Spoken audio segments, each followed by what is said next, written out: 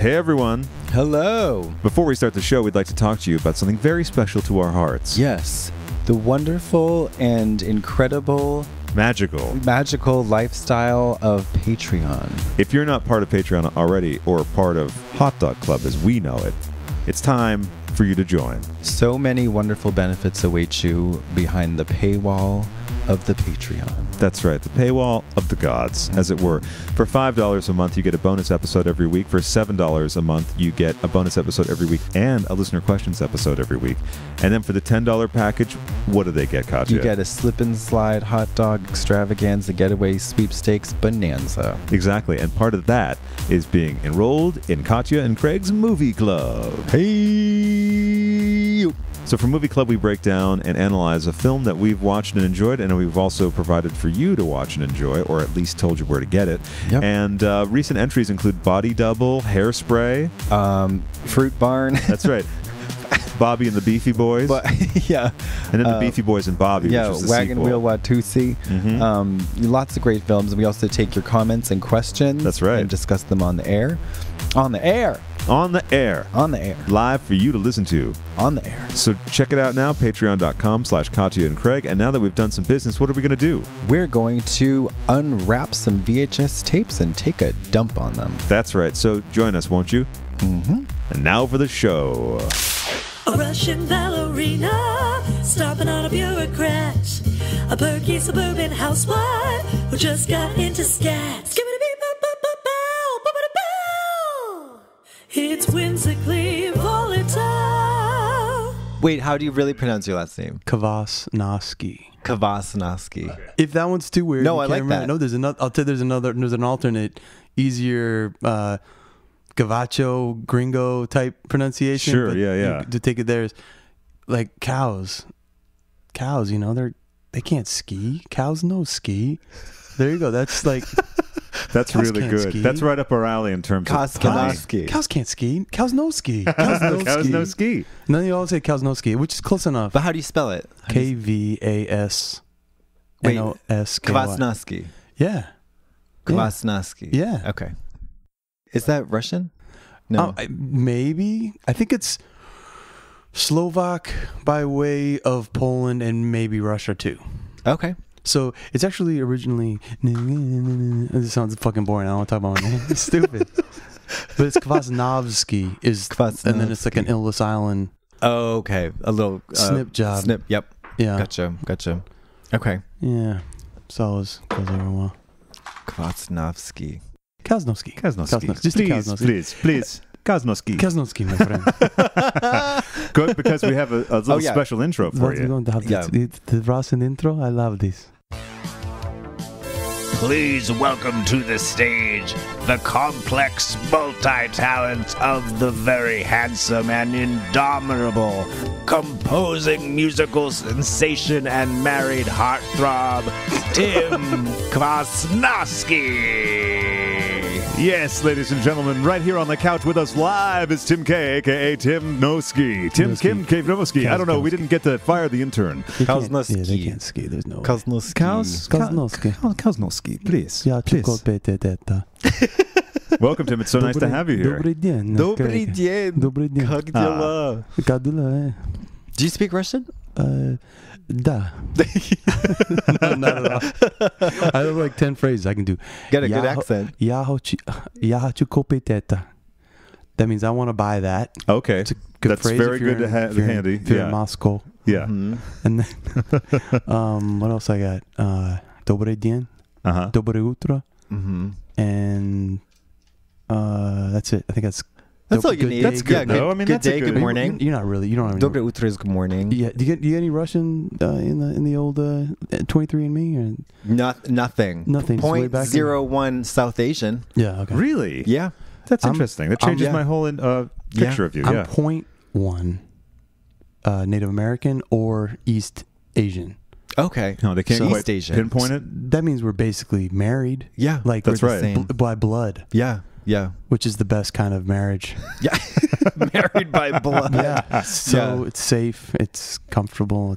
It's not prone to any abnormalities. No, never. It's like, speaking of which, I watched Ozark last night. How is that? I've heard it's quite good. Speaking of genetic, there's some little inbreeding kind of vibes there. I binge watched season 2 since Dede's out of town. Oh, that's right. Where's she at right now? She's in Wisconsin. Wisconsin, right? Here.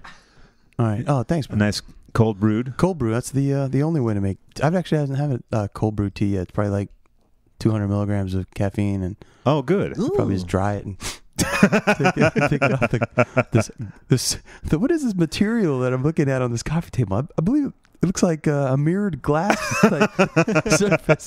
It is a mirrored coffee It's got table. a Yeah, I mirrored like the slab, I like the 80s. I like the whole 80s vibe. If I could get glass bricks along the Sure. yeah.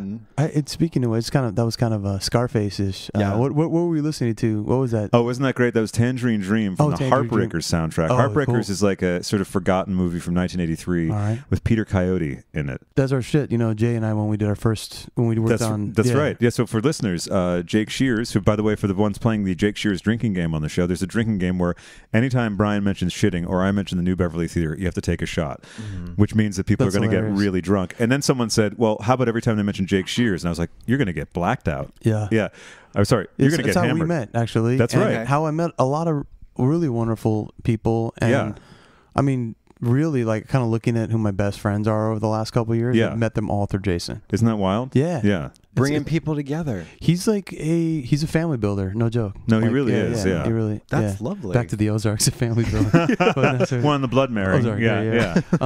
So stayed up to. I binge watched all 10 fucking episodes. Yeah. But back to Jason though. Yeah, sure. You and Jason scored the Justin Kelly film I Am Michael, and Justin was just on the She show. was on last week. Yeah, that's right. How'd she that was. go? She was all right. She told us about her girlfriend. Yeah, Justin hit him with the girlfriend story. Yeah. He was really laying it on thick. He's got a playbook. He knows what he's doing. I think he's keeping that public image together. What did you think? About what? Justin and his he's girlfriend Justin's stories. super straight. He'll butch it up for you. Yeah, he's really not gay. Oh no, so straight. I thought that he was gay, and then I met him, and I was like, "Oh, you're not gay." No way. I was singing Oklahoma and some other show tunes to him, and he had no idea. He was like, "What are these weird songs?" He's like, "I want to go back to watching sports." Yeah, huge sports fan. Actually, real story. Yeah. I had a party at my house. Yeah. Because I like to watch boxing. It's my only sport. Oh, that's right. So I had a boxing party. I had one straight friend that was there, but I actually have a few gay friends that like watching boxing for various reasons. Yeah, but then there was also like another party that came after, during, that was kind of the anti-party. And Justin Kelly was there, of course. And he was coming, he's like, "What are you guys doing? This is stupid." And he's like, "Oh my God, this one's hot." It was fun. And meanwhile, me and Teddy are screaming at the TV like, You like Oscar De La Hoya? No. He's canceled, I think. Is he? Is he canceled? Oh wait, was he the guy that? What did he do? To be honest, boxing, the actual characters, it doesn't work well for woke people. The woke, yeah, they're all kind of. You guys are both invited to the next fight night. It's entertaining. Like, yeah. I don't know do you scream at the TV? Teddy does, and I do a little bit. Okay. Isn't Teddy a potential guest on your show? Ted Jewell, a terrific rapper and philosopher, serious fashion designer too. Serious fashion designer. I mean, we're going to get to that, cool. There's so many things that Ted is remarkable he's for. Way more fucking interesting than I am. Cool. So you're canceled, and we're going to get Teddy on. The way to get fans is what I would do. Yeah, for sure. The best of your Patreon numbers just. This is nice. Dede actually just texted. She said she got a score of something. Let's see what that is. A score of something. Score of something.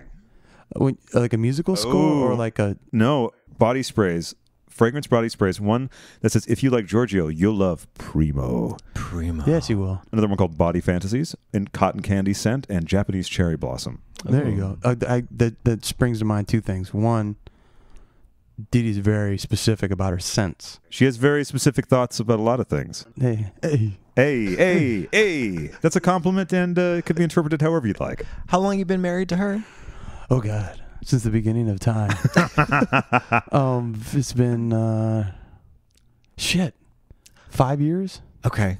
But we've been together like. It's usually good to get that right. in an interview. But I'm terrible with dates. Sure. Yeah. I You're know more of my a feelings sister's guy. birthday. I know Dede's birthday. I know my birthday. That's always helpful. It is. Yeah, it is. And then my parents, I know kind of the range of where they are. Like, Right. I think my mom's the end of January, like 27th or something, 29th. And then my dad's around the same, and I think he's like the 27th or the 8th or 9th, something like that. And, well, my curse with the birthday thing is I'm close with them. I love them, but I just have really bad retention for those specifics. Yeah. How are you with birthdays, Brian? I know mine. Look, you start there. I know mine and my families, my immediate families, and then I know, like, I'm not that great with a few other people, maybe? Yeah. You don't have to specify them. You can just say a few other people. I think I have, like, maybe 25. Okay, that you could go to and pretty much get the range at least. That's pretty good. That's pretty good. You got blue eyes or green eyes? You're blue eyes, huh? I think they're green. Even the light right now, you're kind of pretty eyes. Thank you. You're very attractive. Well, hey, have you always been attractive? Were you ugly when you were younger?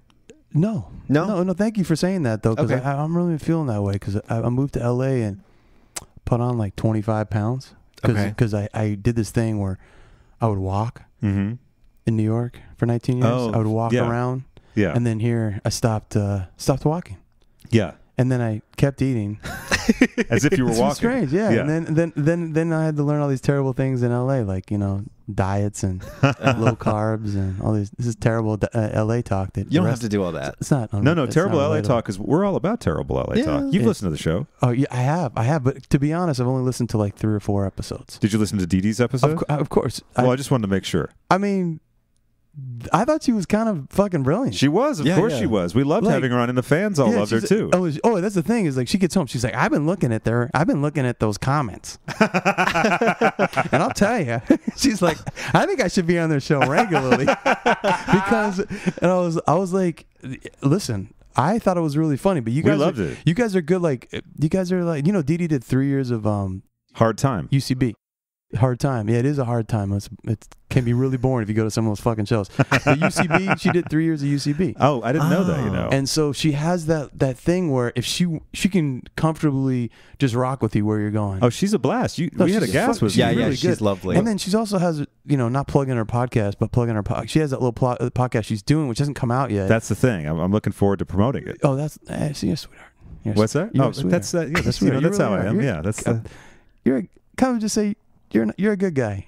Tim, I appreciate that. I've always liked you from the moment I met you, and we got a lot in common, you and I. So you're a good guy. Tim, I really appreciate that. Yeah. And I feel the same way about you. I always had a lovely time with you, and always thought that Tim's a great guy. Oh, thanks, man. We sincerely had some great conversations. But I have a feeling like you have great conversations with everybody. But that's very sweet. But at the same time, they meant a lot to me. Well, our conversations have meant a lot to me as well. This is a lovely little bromance happening. Isn't it sweet? Yeah. Well, now that we're both having mustache wearers, now of course Tim has beat me by about 10 years. It's an interesting story about mustache. 10-year anniversary just was around the corner. Not even 6 months? I'm like 10 and a half. Almost. Oh wow! You've had a mustache for 10 years. 10 solid years. Yeah. By the way, I sent a picture of you to Dede, and she said, "Glad to see he dressed up." I thought I was gonna show up in my I had a really weird outfit on before I got dressed. I dressed strange. I got it. I know I dressed strange. Well, you have a distinct look. Yeah. What would you remember? So think about your memories of when you saw Tim before. What was the first thing that you would say? I have no idea. There you go. I don't remember. There you go. That's the look. Sorry. That's the secret.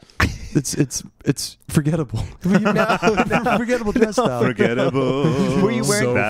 Oh no, you were wearing something. You were wearing something. I was gonna say strange. Strange. I was gonna say strange. Style. Was it a bright colored tracksuit? No. Probably. Actually, it did. I think I had a ridiculous camouflage tracksuit on. I did actually. Oh yeah. Okay. That's right. That was at the Grace Jones. Yeah, that's right. So Tim and Dede. I have a few crazy Zion. monochromatic sweatsuit looks. Okay. Yeah. I have one that's lemon yellow. Okay. That I wear. That's. I think I've seen that. Which is head to toe lemon yellow. It's a good one. It's weird. I love it. And this morning I had on a jinbai. Jinbai. What's that? What? It's a Japanese summer kimono. It's just shorts and a little thin kimono, but just a short arm. And it's just shorts, and they're really comfortable. It's that they sleep in the summertime in Japan. That sounds great. It's amazing. Jinbai, Jinbei. Shout out to my buddy PSW, Patrick. You know Patrick? He's a friend. Yes. Yeah. Travel writer. Yeah. And he goes all over the world. And on 3 or 4 occasions now, he's been in some weird place, and I've been like, "Hey, why don't you get me the I'll look up whatever it is." And the local fashion. When he was in the coolest one was when he was in Vietnam. He said, "Get me your measurements real quick." And so like I got my measurements, and he got me and Dede some like black silk custom pajamas that were like $75 each or something crazy. Wow. Yeah. But like for like cut to order. Yeah. Beautiful custom. Yeah, it was cool. Bespoke designs. Black silk. Yeah, a little tight on the ladies, but that's always good though. I mean, I think I'm old, so I don't. How old are you? Old as fuck. No, you're not. Yeah, I'm old. Well, no, because I'm 42 and you're younger than me, right? I'm older than you. Never mind, I got it mixed up. How old are you? I'm old. Come on, tell me. You're 42 and a half. I'm older than that. 43 and a half. I'm older than that. Okay. 44? I'm 44. Okay. That's not that old. It's 2 years older than me. And well, yeah, thanks. you do. I'll take it. You look take it. great. You look great. And I wouldn't worry about the weight thing. I think you're in great shape. Oh, thanks. Yeah. It's all the fat that's in my face. It's keeping me young. Well, a lot of people do gain weight when they move to LA. It's a strangely sort of I think certain people inverse thing. You also have all these people, these kind of Westsiders, I call them.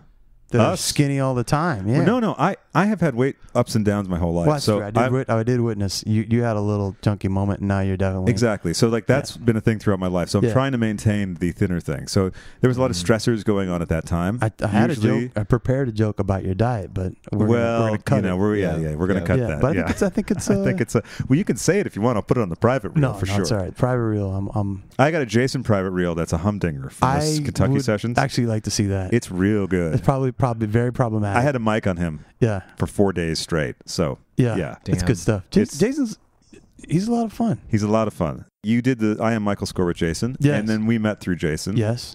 You did a couple other scores for Justin as well. I've scored all of Justin's films. All of them. That's right. Okay. I'm the only person actually who's worked on all his films. Other than him. That's impressive. And how'd you meet him? I met him at Spotlight in the Dark Room. I met him through Jason. Through Jason? No, actually not through Jason. I met through Jason at Spotlight in the Dark Room. I'll make it. I met Justin through LEL. Do you know LEL? The name's familiar, but then I'd have to see. He's Dede's old Judy from 20 years ago, and he used to live here. And then now he's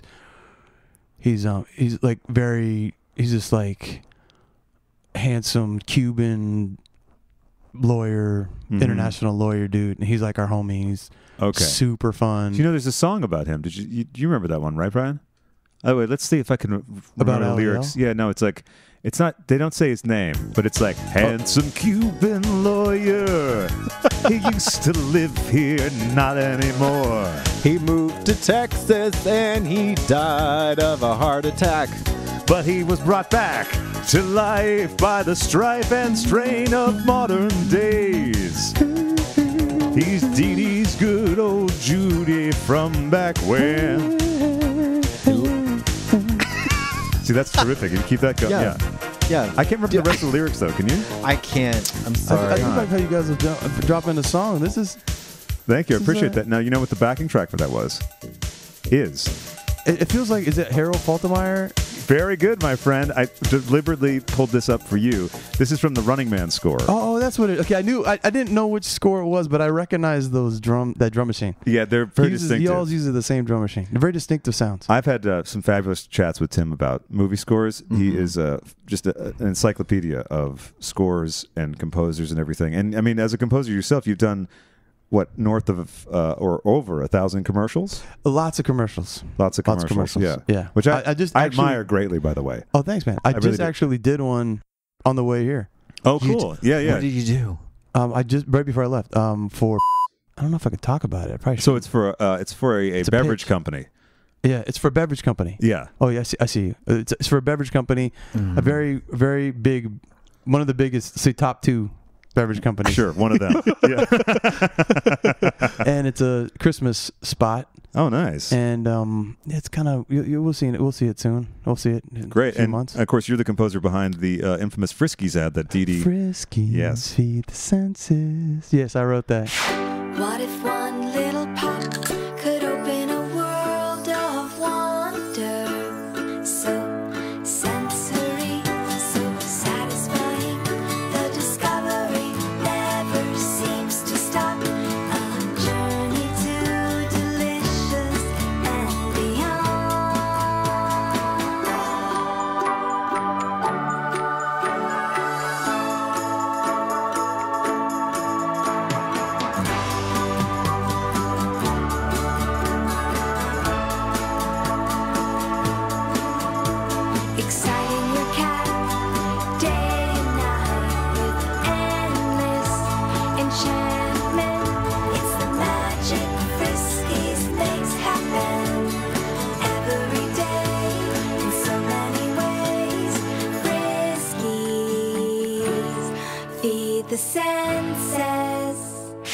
Lovely. Yeah. What is your do you have any favorite ones that Favorite ones? favorite Just people, favorite things. What are you talking about? Do you have any favorite ones?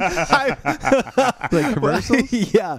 What are your top 5 favorite commercials that you've I don't done? know.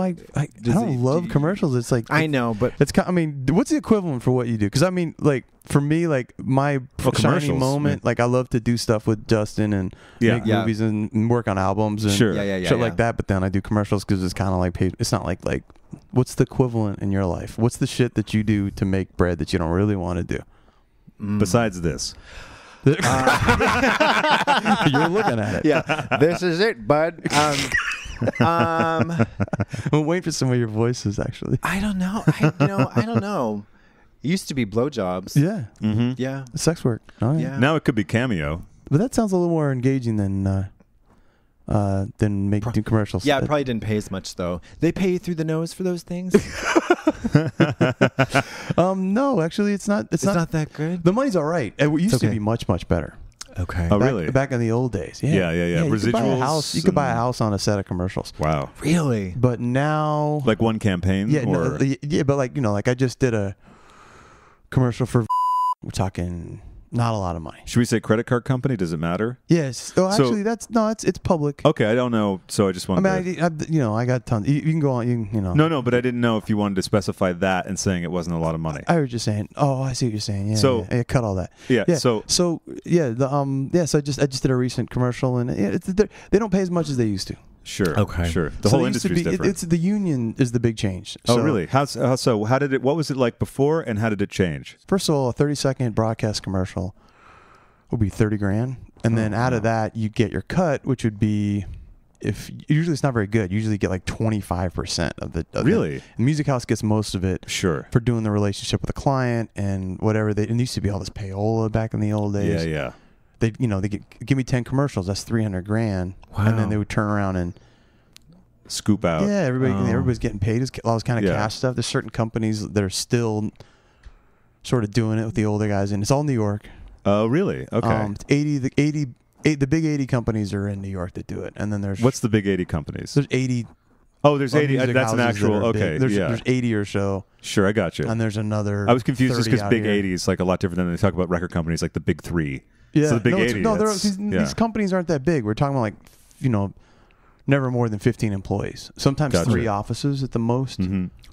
So the jobs would come through, and then the money you made was also on the back end, because if you wrote it, you get residuals as a writer. Mm-hmm.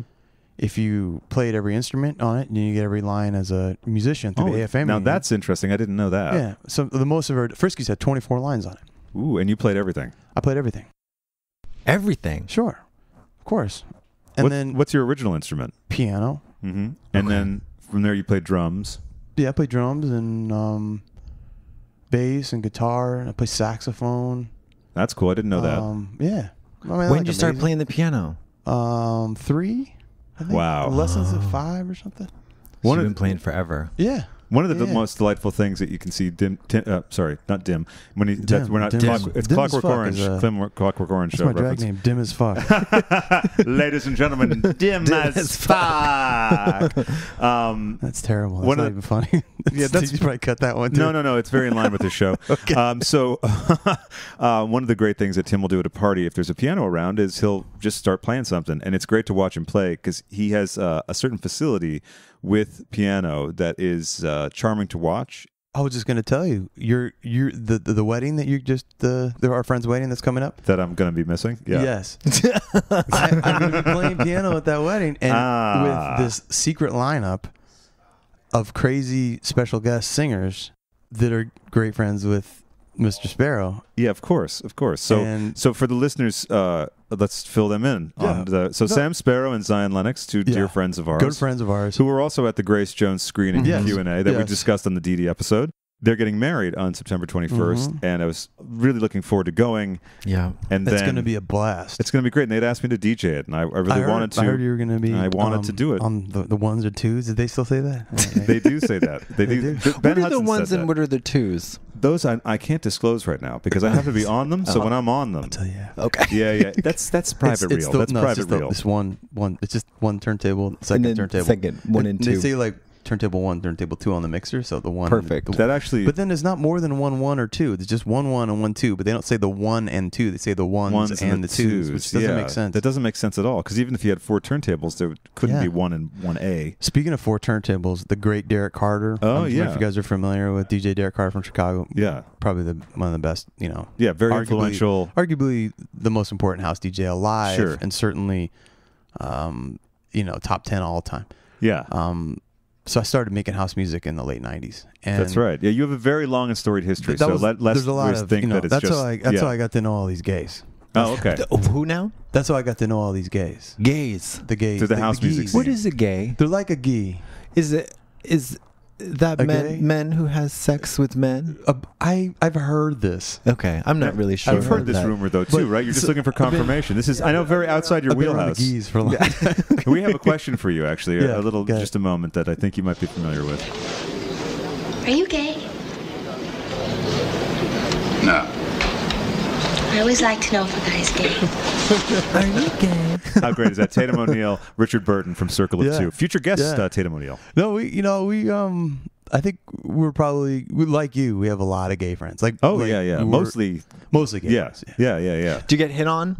Yeah. I just all the time. Yeah, not by women. I've heard on a camping trip someone made a rather bold advance. There was. I don't want to put him on the spot. But, no, of course not. No names. Did he pull on your dick? No, it wasn't that exciting. Oh, okay. It was just it was really the most innocent scenario you could imagine. Okay. Good friend of mine backpacking way out in the middle of nowhere.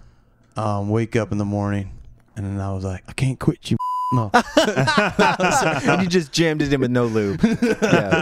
Yeah. Oh no, it's just one of those things. We just woke up, and I was like, I was very, oh my god, it's so beautiful. I'm so happy. And I gave him a hug. He's my friend, and we love each other. We're friends. Yeah. And then he went in for a kiss. I was like, what?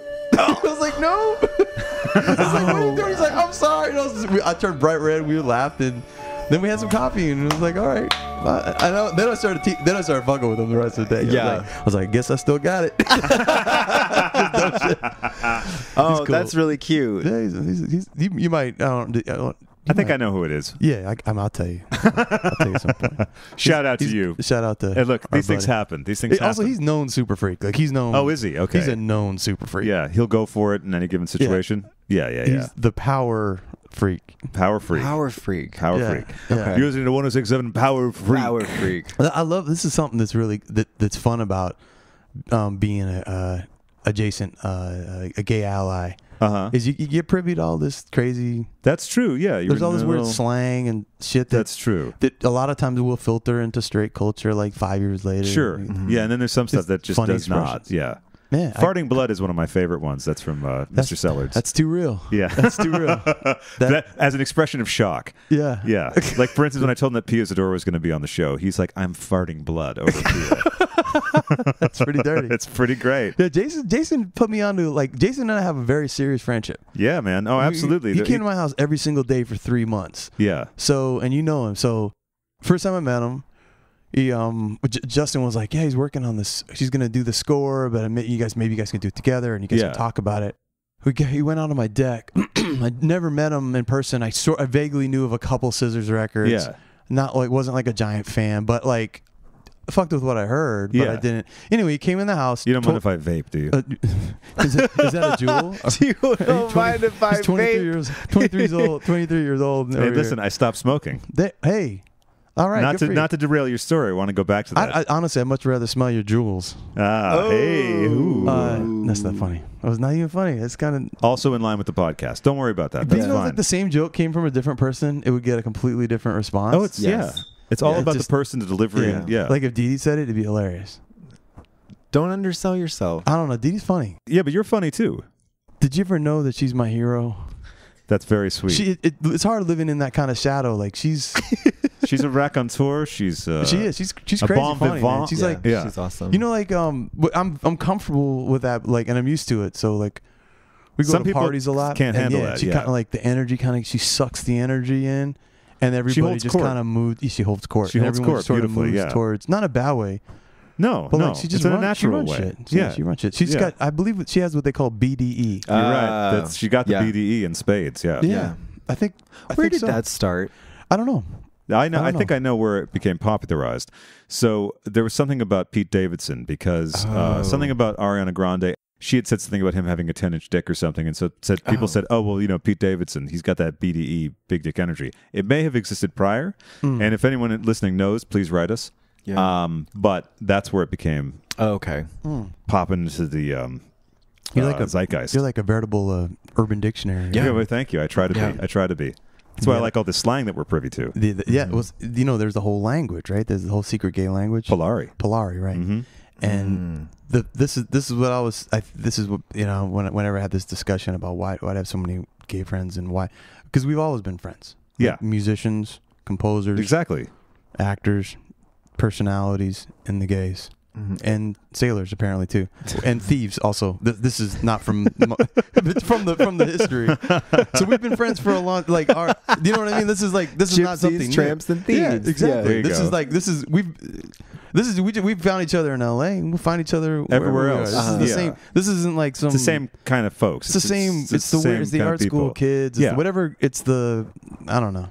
It's the art types. Yeah. So we always find each other. That's what it is. Yeah, it's a beautiful thing. What was your experience like in high school? Had sort of abnormally high test scores, so I got put into a very special program. Oh, really? From 6th to 8th grade. It was called IPP. Shout out to IPP. What did it stand for? It was Individual Progress Program, and it was for kids that were in the very top % Ooh, smarty pants. One classroom in the entire Seattle school district. Toot my own horn. Okay. And it was a really bragging about Seattle, really again. nerdy, really, but smart. Like they're all really doing cool shit. Okay. And a lot of them I'm friends with on including yourself. The by Book the way. of Faces. It's not Game of Thrones thing. Book of Facebook. Oh, okay. I see. It's Okay. not that funny. I tried. Hang on. Let me try to put the dots together on that one. I'll get back to you on that when I figure it out. I'm just listening to the show. I'm trying to be funny. Listen, you're doing great. You're doing great. So you're undercutting yourself here. You're knocking your own legs out from underneath you when you say that. So okay, fine. Katya, do you remember when we were telling people a little while ago about this terrific new play-along game? I sure do, Craig. That's right. And you know what the name of that game is? I believe that was Empty Faces. Exactly. Empty Faces. And we're both really into this. You become a character inside this story and basically try to stop an unspeakable evil. For instance, like you're a detective or paranormal investigator. Mm-hmm. And you receive all these kinds of clues that you got to put together in a Nancy Drew sleuthing situation. And or Hardy Boys, depending on your preference. Or like Angelina Jolie and the Bone Collector. That's right. Or like what's her name in Murder, She Wrote? Angela Lansbury. Another Angela. That's why I couldn't think of it. Yeah. It's a monthly subscription. So every month you get more clues, more items, more correspondence, and all of that is delivered to you. It's like a TV show that you can touch. And it's like you get to play Hannibal Lecter. You get your own you get your own personal Clarice Starling delivering you the case file from the depths of the FBI. Yeah, right. Exactly. Or the CIA, or whatever the Canadian system is. Or the PTA. Is. Right, or the CBC. That's right. Right, or the UDU. Or the UTI. That bureau is very hard-nosed. Very yellow. Very yellow. And you can do Empty Faces with friends for a game night or join the online community to swap theories, ideas, and other things with people just like you. You really should try this. It's a cool feature. They also have online resources to help you keep on track or give you more hints. Sometimes a girl needs a hint. Sometimes a girl do. This is not for the faint of heart. Remember, it's scary, it's creepy, but it's a lot of fun. More people are joining every day, so get in early. You know that they only accept 200 new members a day, so go to their website now. Sounds like an exclusive club of detectives. Doesn't it? And we like clubs, don't we? Surely do. We love them clubs. So go to that website now and apply for membership. That's emptyfaces.com. And even better, you can get 10% off your first box when you use the code WV. What's the code? I think that's WV. You know what? I'm going to have to go with you on that. And you know why I know you're right? Because of your ruthless detective instinct. You were a sleuth and a scholar. I've got a nose for the news, and I'm relentless. You also have that terrific pipe and that natty Sherlock Holmes hat. Yes, I do. Thank you for noticing. My pleasure. Thank you for committing. So, really, can you stop the evil? Because, again, the code is WV, and that's at emptyfaces.com. Anyway, so I was in this this thing, and I went to a school that was like 75% black. I was always around black women and black culture to a very young age, and then up until 8th grade. Shout out to Laquita Sharif. Used to call my house after 10 p.m. to my mom's dismay. Oh yeah, moms can get mad about she after didn't 10 like Laquita, p.m. and then Laquita, and this talk would sometimes get a little spicy. I got a second line at one point. You need that. Oh, so you got a second line. I did, which is it wasn't that much more money because especially if you're not, and it's like no long distance, it's just local calls. Yeah, and felt very well worth whatever money it was for my parents. But then my mom had this little light. On the two lines had these lights on them. Yeah, yeah. Oh, so she could see if she you were could on see the if phone. I was talking. Yes. And then every once in a while, what are you doing on the phone at 11 o'clock at night? She'd just pop on the call. Yeah, she would totally. And wow. My mom's, she's an interesting character. I think it was her way of, I don't know, trying to protect or eavesdrop somehow. It was dark. And what were you doing on the phone? Were you having sexy talk with Laquita? I mean, not specific. A little bit sometimes. I don't know. Okay. And then went to private high school though. Okay. Full 180. Yeah. I was in a program that could have skipped high school and went right to college. My mom didn't want me to skip that. Really? So yeah, they wanted me to be part. Have normal high school. No, I mean I get that, but go to prom. I'm always surprised when it's something. An obviously gifted child has the potential option to shoot through things, and it's not chosen. I'm just interested. It's a good thing actually because it's for socialization and all that. Absolutely. I mean, I hear what you're saying. Yeah, but I hit. Was it my junior year? I think my surprise is more like you think that sometimes the idea of like the goal oriented thing sometimes supersedes any thoughts about that. So it's an interesting approach that your mom took. My mom. My mom was really cool. It was really cool. At 16, I started to fuck up in school. Really? What do you think? The reason was that to? I just wanted to play music all the time. Yeah, yeah. Music is the devil's. It really got me away from my homework. I was also in some classes that probably shouldn't have taken. I hated science, but then I was in AP science, and so I got it my first D after years of kind of being like a really good student. Yeah, in a very rarefied program as well. Yeah, I was nerdy. I was academic, but then I was also I kind of switched to really being interested in music, like really interested in music. I was in a band. Cool. What was your first band called? It was called Urban Dance Music. That's a good name. We did. It was my friend Perry, my friend Kent, and my friend Curtis, and I. And you played keys in it? I made all the tracks and keys, and then. Oh wow! Okay, so you were already doing production stuff at that point. Kent rapped more, and Curtis was sort of the main rapper. Mm-hmm. And I made all the beats, and we got some stuff on the radio. And cool. I didn't really fit in the vibe of my high school. I didn't this is a bunch of really rich kids, and was this also Seattle or elsewhere? It was all Seattle. Okay. Yeah, just I was really excited to get out of there and not come back. Sure. Didn't really love high school. Did you go to college? I did. I went to the New York University. I've heard of that. I've heard that. That's on the up. NYU? Yeah, it was my safety school. Oh, that's right. That's what they call it now. Because actually at the time it wasn't. Now it's really prestigious, but in the early 90s it wasn't as prestigious for sure. Uh-huh. And I wanted to really go to Columbia and I didn't get in. Oh, okay. I bet you it was that D I got in science. Oh, that's fucking D. I got to let that shit go. You do. It's making me sweat. I think you're releasing that tension now. So anyway, you've got big D energy. Thank you for an RD fellow. Anyway, yeah. So that was my high school life. And then how did you get into the music thing as a regular thing? I was kind of always in high school. I was already playing in trios. On the weekends, I played 2 or 3 nights a week. My mom used to drive me before I had my license. That's really great. Yeah, I was playing professional jazz gigs in high school. Those are no joke too. It's like. I mean, you got to know what you're doing. Level. You got to know what you're doing. Yeah, but there'd be 150 songs you had to kind of have in the book. Just to be able to play jazz. Yeah, in any capacity. It's a little. Piano too. It's an involved side of it. You used to play jazz piano, right, Brian? But you gave it up. I gave it up for the ukulele, but then I had to put that away. That's my mom's instrument. My mom loves the ukulele. I don't know if you're joking about it, but my mom's serious about the ukulele. He might not be being serious. Yeah, I didn't think so, but my mom's dead fucking serious about the ukulele. She's in a group. No way. She's the youngest person in the group. Okay. At 66. And the name of the group. Yeah. All women, all 65 older. Yeah. The Mother Pluckers. Oh, wow. Are they on YouTube? They should be. I mean, we did make I went up there and shot a video of them recording and stuff because it's just too good. So Tim's also very interested in photography and videography. Interested. Well, interested, yeah. Involved to a degree.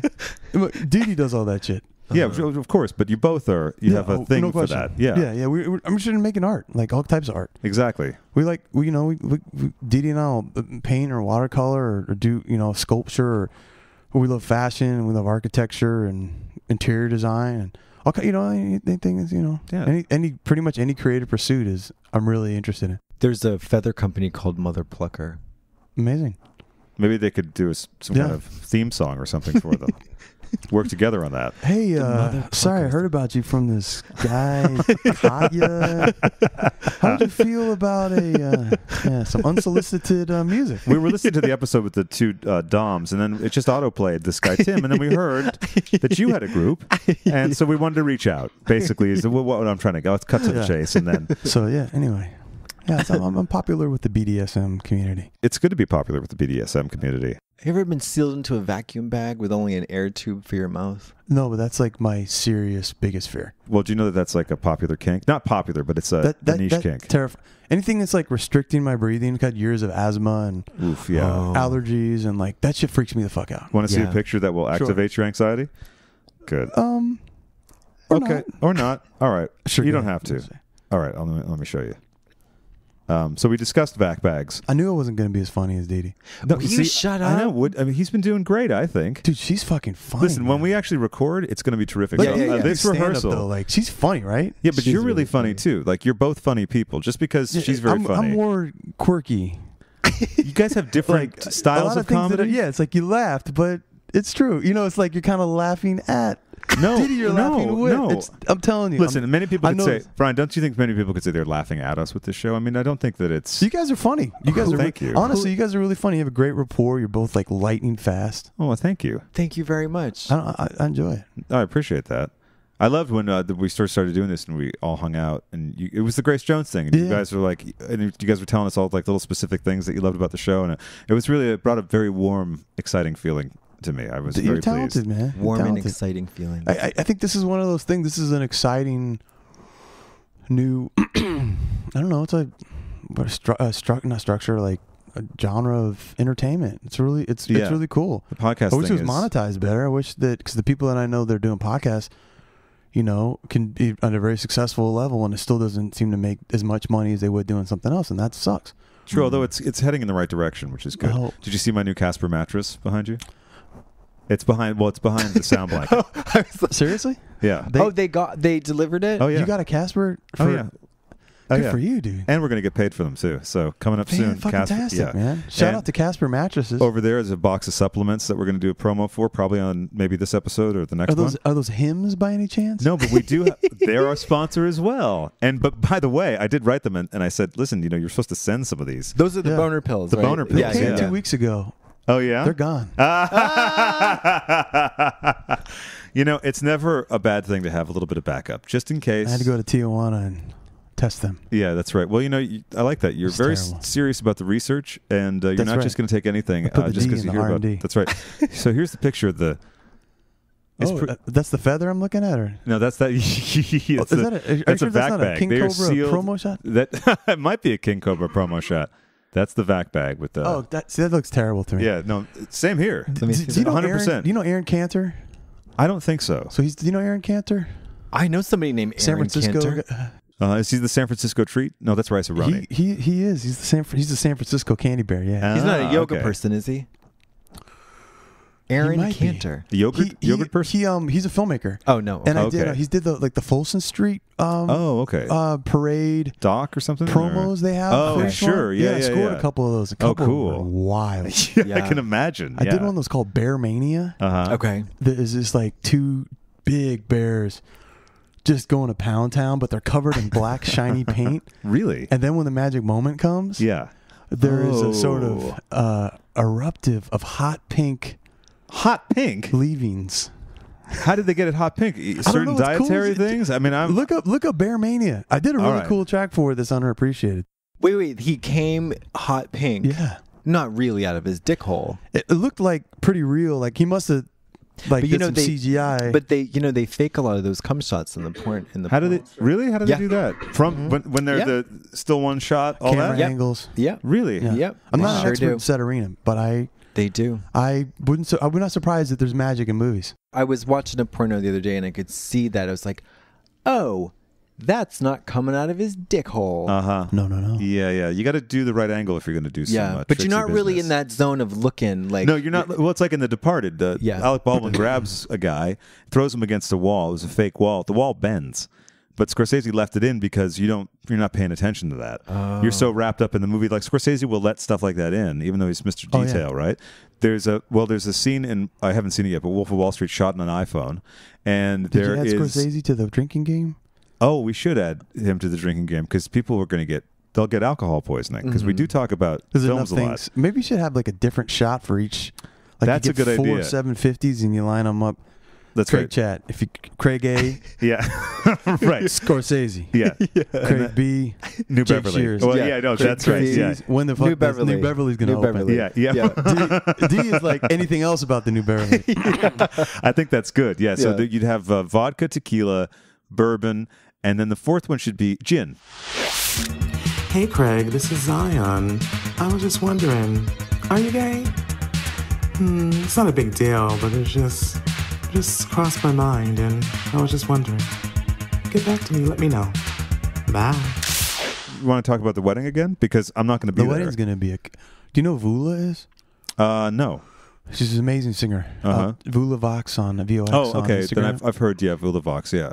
I would never miss it, except that I booked travel to visit Sammy in Australia and didn't look at any calendar or anything. I was just, Ryan's already rolling his eyes, nodding, shaking his head, disgusted. Terrible. So you were using your cock to actually control your travelocity. Some would say cock or love, whatever, whatever you would, however you would classify that. This is great. I think you should. Thank you very much. Yeah, no, you were very excited today. Chase love wherever you find it. I mean, why not? My wife,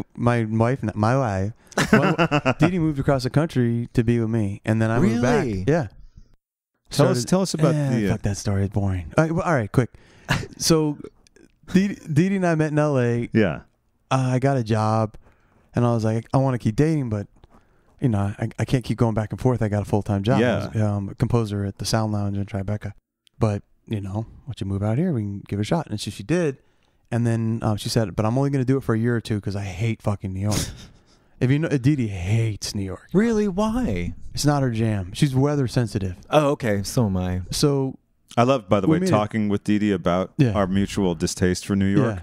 It's a lot of fun. You really don't like it. It's rare for a LAer to hate New York. It's very common for a New Yorker to hate LA. Well, see, that's true, and I always think that's funny because I think common for everybody to hate LA. Let's be honest. But you know what, though? Everywhere they hate LA, especially the people that never come here. They hate LA, right. And I go, good, stay where you are. Right. Keep the fuck away because the rent's already crazy. Exactly. Don't get that notion in your head. Stay where you are and complain about how fake everyone is here. Yeah. Oh, yeah. Without putting the mirror on your own town, and you'd see the same kind of fakeness. Anyway, what is that tattoo on your? What are we looking at? A beefy trotter.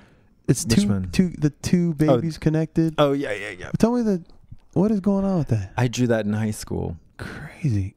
Was that after taking a psilocybin? Let me take a photo of that for the. I think that should go on the viewer. I mean, some deep set eyes and a little. It's a little terrifying. Little conjoined twin monsters. Yeah, I'm cool. Did you have any interest in cartooning at one point? Or? Yeah. I actually started to go to art school for illustration at the cool. Yeah. Oh, which one? Mass College of Art in Boston. Yeah. And then I switched to performance art because I wanted to do something more lucrative. So you guys know each other from Boston? Yes, we do. Yeah. Oh, did you used to go to Videodrome back in the day? Yeah. Yeah, I used to perform Did you at know it Zion sometimes. Lennox then? Uh-huh. Oh, cool. Yeah. I was happy that we all got to gather at the Grace Jones thing. So you guys must have been tickled pink when Katya had a fucking moment. You guys must have been like glued to the set. Oh, so thrilled. It was hard for me to watch that season probably because why this fucking podcast is happening and why you're such a giant RuPaul fan. Well, I was already a giant Drag Race okay. fan, but also a giant fan of Brian's. And there was some scuttlebutt about whether or not he was going to get on the show that year. He had auditioned. Was it every year? Every year since like season 3, I think. Right. And even there was a special for season 3, which was like that had highlights of some of the audition tapes.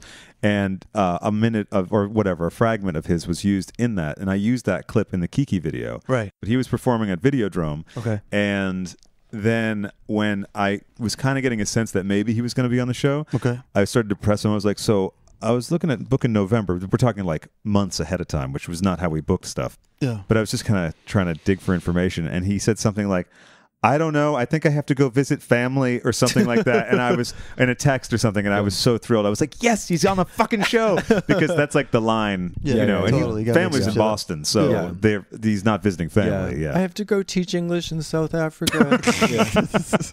But yeah, we were fucking thrilled. The only thing that was funny is that it was a new experience to watch it rooting for someone so hardcore. I bet. I didn't really notice anyone else. And then you know, and Brian had some confidence issues on that season, which were... I didn't have my hymns. That's what it was. You need to let Jesus take the wheel. Yeah. You need your hymns. I need my hymns. And so when he got over those on All Stars 2, it was even more thrilling. But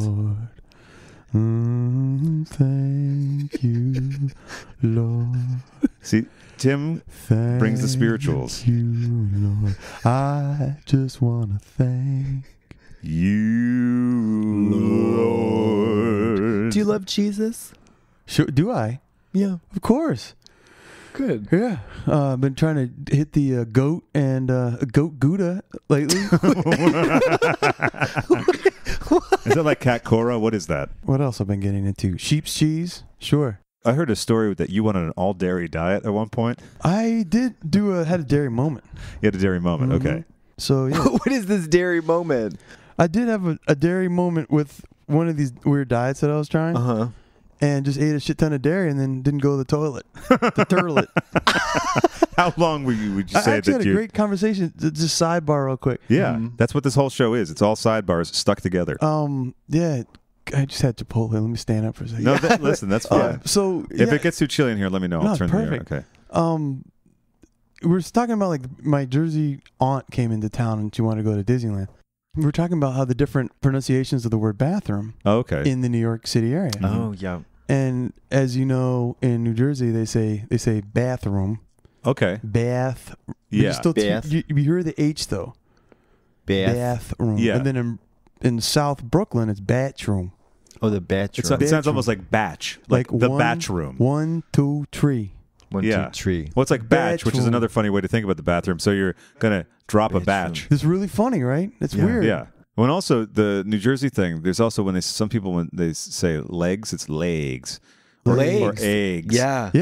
That's Seattle too. They say the A like it's instead of EGG they say A. Oh, okay. Yeah. There's another like in Boston they say bathroom.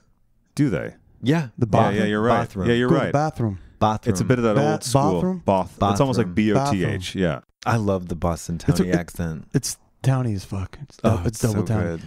So good. Zion can kind of drop some of those gems sometimes. Well, you know, Sam and Zion are going to come on the show in October. As a dream team? Yeah, absolutely. Because I want to hear all about the wedding that I'm not going to be able to go to.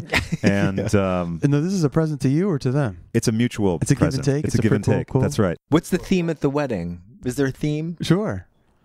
Love. Just gay. Gay. I don't think it'll be extra gay. I think I have the theme of the wedding actually here. That's the wedding theme, right? That you'll be playing with on the piano. Near, far, wherever I are, wherever I are, wherever I are. Yeah. Or is it this one? These panpipes. You're getting me right in my cold Central American heart. Ladies and gentlemen, please welcome the married couple. And this is what we're going to do for them. Sure. Yeah. So they're going to come on, and it's good to know that. So I'm going to have to ask Zion for a couple of Bostonisms, don't you think? Yep. So let's get back to Sam. You were saying Sam is... Yeah, that's not... We can't talk about that. He probably wouldn't like that. Okay. Do you sing? Not well. But I always try. Enthusiastically, though? That's the thing that matters. I love a karaoke. You do... karaoke. Karaoke. You got to cut that out, too. No, you don't. No, that's okay. It's okay. We're trying to pronounce it correctly. You're trying to pronounce it correctly, yeah. Karaoke. Yeah. I actually have a small system in my house. Oh. Well, we should do a thing. Yeah, come through. I would love that. I love going to your house. Oh, thank you. He's such a lovely host. There was a time where... what? He's such a lovely host. I just love him. Oh, he's so fabulous. He's such unbelievable. Fabulous host. And the tea. Oh, the tea he serves is fabulous. Yeah. Welcome to me. I got to make a shout out to my friend Hadith, who's a listener to every show. Love Hadith. Yeah, she's a listener. And Dede and her like to do various stories as like an older Older couple. New York mothers. Sure. Hitting kind of like schwitzing, like gotcha. Yeah, it's like a Billy Crystal thing. It's like a Billy Crystal gag. Yeah. We've been talking about having Hadith on the show because she's some interesting nutritionist stuff. Yeah. She's like just a hoot. She's a cool laugh, right? I love hanging out with Hadith. Yeah, she's one of our favorite BBs. She's great, man. Yeah. Yeah, Dede had promised the girls' night that I was invited to. Yeah, you should. And I was like, I want to go, and I haven't heard yet. So. They turn all the way. Oh, yeah. Do they get crunk, turned, and lit? They get crunk, turned, and lit. Yeah. Yeah, they do. Okay. They sure do. Come to think of it. They sure do. And you've been in LA for how long? Since 1952. So New York was the 40s then. You were in there for the 40s? I went to New York during the Great Depression. You know what? I think that's probably the best time. I think it was a Hoover. Was it Hoover? Coolidge. God, it's hard to remember after James all these K. years. Polk. Who's your favorite president? Well, I got to go with Salaka Lama.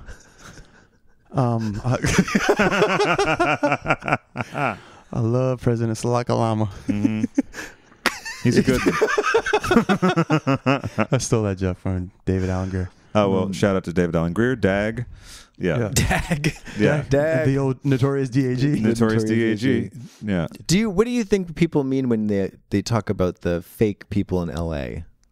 They're talking about the actual neighborhood we're in right now. That's not fair. Now, see, this always happens with the East Side people. Yeah. The East Side people love to shit on the West Side, and the West Side people go like, "Oh, I never. The East Side is too."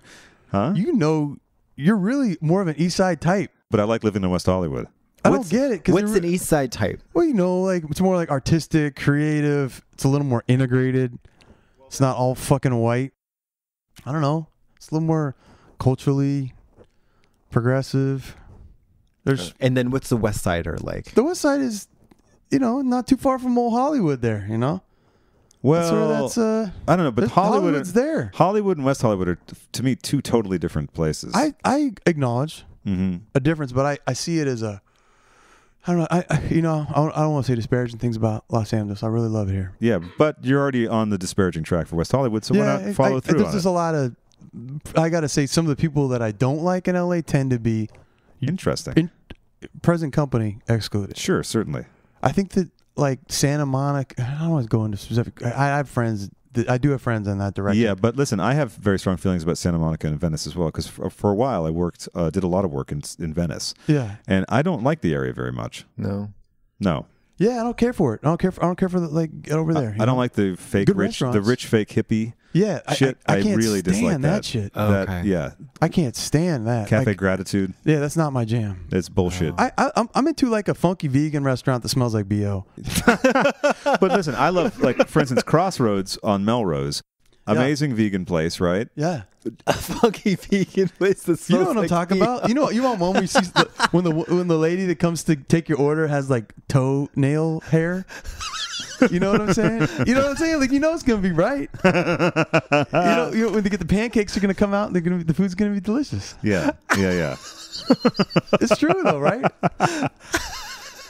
I think you need toenail hair. Yeah, you want some funk. There's not a lot. The West Side is just very spray tanned and yeah, a lot of supplements and supplementation and augmentation. Yeah. Free floating silicone. Yeah. Yeah, I see that. Yeah. Well, it's not like I hang out with lots of people on the block, but I got a lot of friends in the building, so that's the thing. I get it. You have sort of an oasis. I do. Of sorts. Yeah. In a barren cultural desert. Well, and quite frankly, get your shots ready, kids. I'm a 5-minute Uber from the New Beverly. Oh, wow. Okay. That's a major difference from being all the way. That is true. Yeah. But you know what? I would drive the half hour to meet you anytime. Sure. Which I appreciate. New Beverly. Yeah, and I have many times. We've done 3 of the marathons. That's right. Oh, really? Which ones did you do? The Argento, come on. That was one of the greatest nights of my life. Yeah. And we did Schwarzenegger. That was a great one. Also, did I just do 2? You did one of the horror marathons. Unfortunately, the programming that night was terrible. Awful. It was really bad. It was Halloween night, right? Or something like that? Something like that. Maybe later. I can't remember. It was a waste of everyone's time. Let's be honest. It was a letdown. Really? It was a letdown, and I felt bad. I felt responsible. I remember I apologized like 2 or 3 times. I was like, "I'm sorry. Usually it's better, and I don't know what happened." Any night where you can just sit in a movie theater shoot the shit and watch like 4 or 5 films in a row is an awesome night. Right. No, you're a terrific company at the marathons. Man. It's a very specific. You should come join us if you see one that looks good to you. I don't think there's any way I could do that. You just then go to like Jason came once and did 2 or 3. Dede did 2 or 3. You guys made it to the 4th film, but the 4th film is where they beat it out of you. They did it with Red Sonja. They just beat the spirit out of anyone who was like on the fence. But what is the food situation? It's grimy. They have White Castle sliders that can be heated up in a microwave. And hot dogs. And they actually have really good popcorn. And that's it? And coffee. No. Here's the thing, though. Remember, you bring your own food? You can bring your own food. I bring a cooler. He does. He gets some. He usually gets a really garlicky, a super garlicky like cold cut sub, like an Italian sub. Like yeah, an Italian sub. You know what I mean? A proper Italian sub. Heavy. Congrats on this guy. Hey, comes with extra pickles. Extra extra pickles. That's how I like it. Hey, that's the guy with the cap of gold. How much of a break is there between movies? 15 to 20 minutes. Yeah. Okay. Enough time to smoke a cigarette. Yeah. I timed the bathroom breaks perfectly because I will not wait in the bathroom line. You saw that line. It's brutal. It's a urinal and a toilet. Oh, God. And it's mostly a sausage fest. You know, so there's like 5 ladies. I have a whole system for the bathroom. Like I wait till the lights go down. They start the trailers. Use the bathroom then, or halfway in the middle of the film, and or miss the end of a film because at a horror movie I go, all right, I gotta go to the bathroom. They're either gonna live or they're gonna die. I'll find out later. But then I couldn't do that. See, if I had invested 2 hours in a terrible film, I want to see what the fuck is going to happen. Well, look, I knew. I was like, if I don't go to the bathroom now, it's going to be 30 minutes till I can use that thing because the line is so insane. Just cath. Oh, cath it up. Yeah, you're right. What's cath? Catheter. You're right. You bring something like a bag and you piss in the bag. Yeah. Well, that's the Texas catheter. No, Did you know about that? You just cath it up. So that's just pissing. That's just pissing in a bottle or something. No. You put a catheter up your dick hole and then you can pee while the movie's playing. Have you done this? No. Maybe this can lure you to the theater. Figured you were joking, but I was just in case I didn't. You never know. You don't want to shame it. I don't want to. Yeah, because it's like I don't want to cath shame. No, cath shaming is not. It's very out this year. It's very out, especially coming next year too. And and this will be put out in maybe 2 weeks. So by that time, it's going to be a real hot button issue. Sure. There's also the Texas catheter, which is basically it's like slipping a condom on the penis, and then you have it attached to sort of a temporary colostomy bag, if you will, for lack of a better simile, and then you just let flow through this special condom, and then you're in a bag. Is that a number 1 or number 2? That's a number 1. I mean, that's what a colostomy bag is, all right. Well, I guess I just wanted to term it some kind of like thing that collects waste. So I don't get why. I mean, if you're going to do all that, why don't you just wear a fucking diaper? Well, I mean, it's cheaper and it's right at CVS. You go get some Depends, you strap them on. Yeah. You pee freely. Strapping them on, that's the theme of the show. But you can't really pee freely with the diaper. Speaking of peeing freely, I like to shout out Ed Droste. For peeing freely? From Grizzly Bear. Does he pee freely? There's controversy. Is there? No, what's this all about? So Ed and Dede were in Ojai and hanging out, and this sort of feral child came. Wait, what? Stop it. This feral child came out of the woods. No, stop. This woman's daughter was there and peed into the hot tub, just like drop trowel. Just walked right over. Went to the hot tub and was like, and Dede's like, while they're in the hot tub. While they're in the hot tub. No, I'm asking, were they? I'm not sure about that part. Okay. But it's like, what's the big deal? It's just pee. The chlorine kills it, which is not a thing, by the way. It's a myth. It does have a chemical process with it. Sure. Which turns to salt. I see. Then that salt is extremely, it's like a heavy irritant for skin and eyes. Oh, yeah. So Dede's like, what the fuck? That kid's peeing in the pool. It's fucked up. Like, someone tell him. And Ed's like, well, I mean, what's the big deal? People pee in pools all the time. I peed in your pool. Yeah. What? And then later, I Facebook shamed him about it, but made a little joke and just didn't even say like, hey, you peed in my pool. Yeah. But I put a little comment, like I that tagged him at obvious the end. to him and not. I was like, hey, look at this thing about how peeing in pools is bad. And then I wrote his name right after. But I didn't say. Then like, it's like, I don't know why you're tagging me. I would never pee in a pool. I was like, okay. And I just kept doing it though. Every time I find a research article on pee in pools and. Yeah. Listen, that's an appropriate response to then finding out that someone had peed in your pool. Yeah. I mean, basically, like, it's disgusting. Like, yeah, it's gross. I mean, my neighbors' kids, when they want to go, like, not a lot, and shout out to the neighbors. They Mrs. Lee, they have 2 little adorable children, and I'm cool with it. They just need to pee before they, like, it's just like, listen, hey, I want, that's like, fair. You don't want to have to clean the pool. You don't want to clean the pool. You never want to clean the pool. But the pool guy does that, so I don't have to really. Well, that's true. But you don't want to have to call the pool guy. You don't want to empty the pool. That's what it is. You don't want to. But you'd only do that if there was a number 2. That's true. That's true. No turds in the pool. No turds in the pool. That's all. Yeah. That's feral children. Or if it's a baby Ruth. Yeah. Little shout out to Caddyshack. Caddyshack. That's right. Yeah, that's right. That's a classic. The floater. The floater. Yeah. It's classic. Yeah. Remember, kids, if you want a good gag. So when Dede was on, you guys started with the spicy poop talks. That's right. We started talking about the sort of academic stuff. Yeah. And then, which is boring. No, it's not boring. And then it's not boring. We slid into the spicy poop stock. Well, that's which is funny, and the viewers like that. Right? They definitely, and the listeners too. Yeah. The thing I like is that we take a different path with everyone, and that's what's fun, I think. And also, since we were talking about Dede's episode, I'd like to get into your disappearing habits. It's called a French exit. But is it a full exit though? When you do this hour-long, mysterious "Where's Tim" thing? No, it's kind of a dip and hide. I love a dip and hide. I got a little social anxiety, so Okay, all right. When I get overwhelmed, I just take off. I love that. Sometimes I come back though. Yeah, see, that's the thing I like that you come back. It's not just like Tim felt away and he split. You can't just leave. Forever. I think you can. If you're single, you can. Oh yeah, that's right. There you go. Yeah, that's true. If you're married, can't do that. No, you can't. Do you find that that's helpful though? You ever been married? Or you probably had some heavy boyfriends in your life, right? You're not never made it to the altar though. No, God, no. Not heavy set boyfriends like the Bob Hoskins character that we were talking about. Just sort of a large bearish man who just prevents you from leaving. with a cream-colored mustache. He just sits on me. Where you think you're going? Large, feral, fatty. Looks like 10 o'clock. Time to wash up daddy. You've been reading his mail. Yeah, I'm reading my diary. Oh my God. So you do this little dip and hide. I do like to hide. But you come back though. Now, do you think that the fact that being married changes it from you just disappearing to that you reappear? Has that been good for you? Do you think? Maybe that's a little enriching. Or for you? For you? Yeah, I don't give a fuck. I'm old and I work for myself.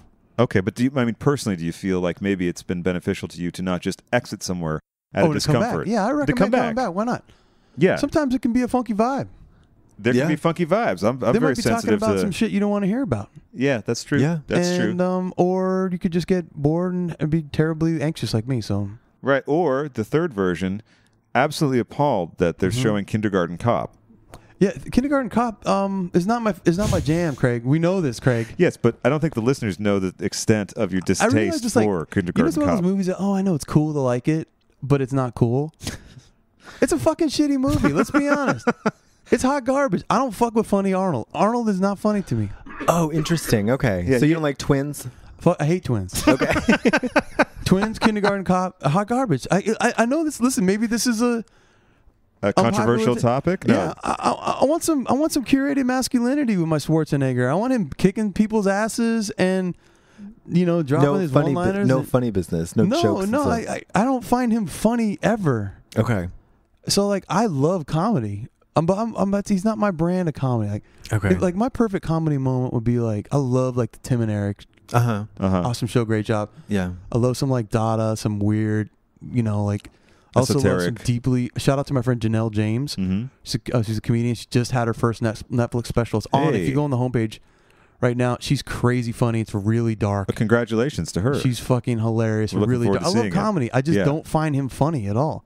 I think a lot of people that know about comedy Excuse me. really think this shit is fucking dumb. He sucks. No, he bombs, Jason and some Christian. weird shit. Well, look, you know that Christian Jason likes and I, some weird shit. And you know that you I'm. Guys will talk about feathers on a dress for 15 minutes. That some dumb movie was made in the 70s that Dolly Parton's daughter was an executive producer on. Well, we'll get into some weird shit like Cop and a Half with Burt Reynolds. Honestly, I love that about you. But that being said, that's not my.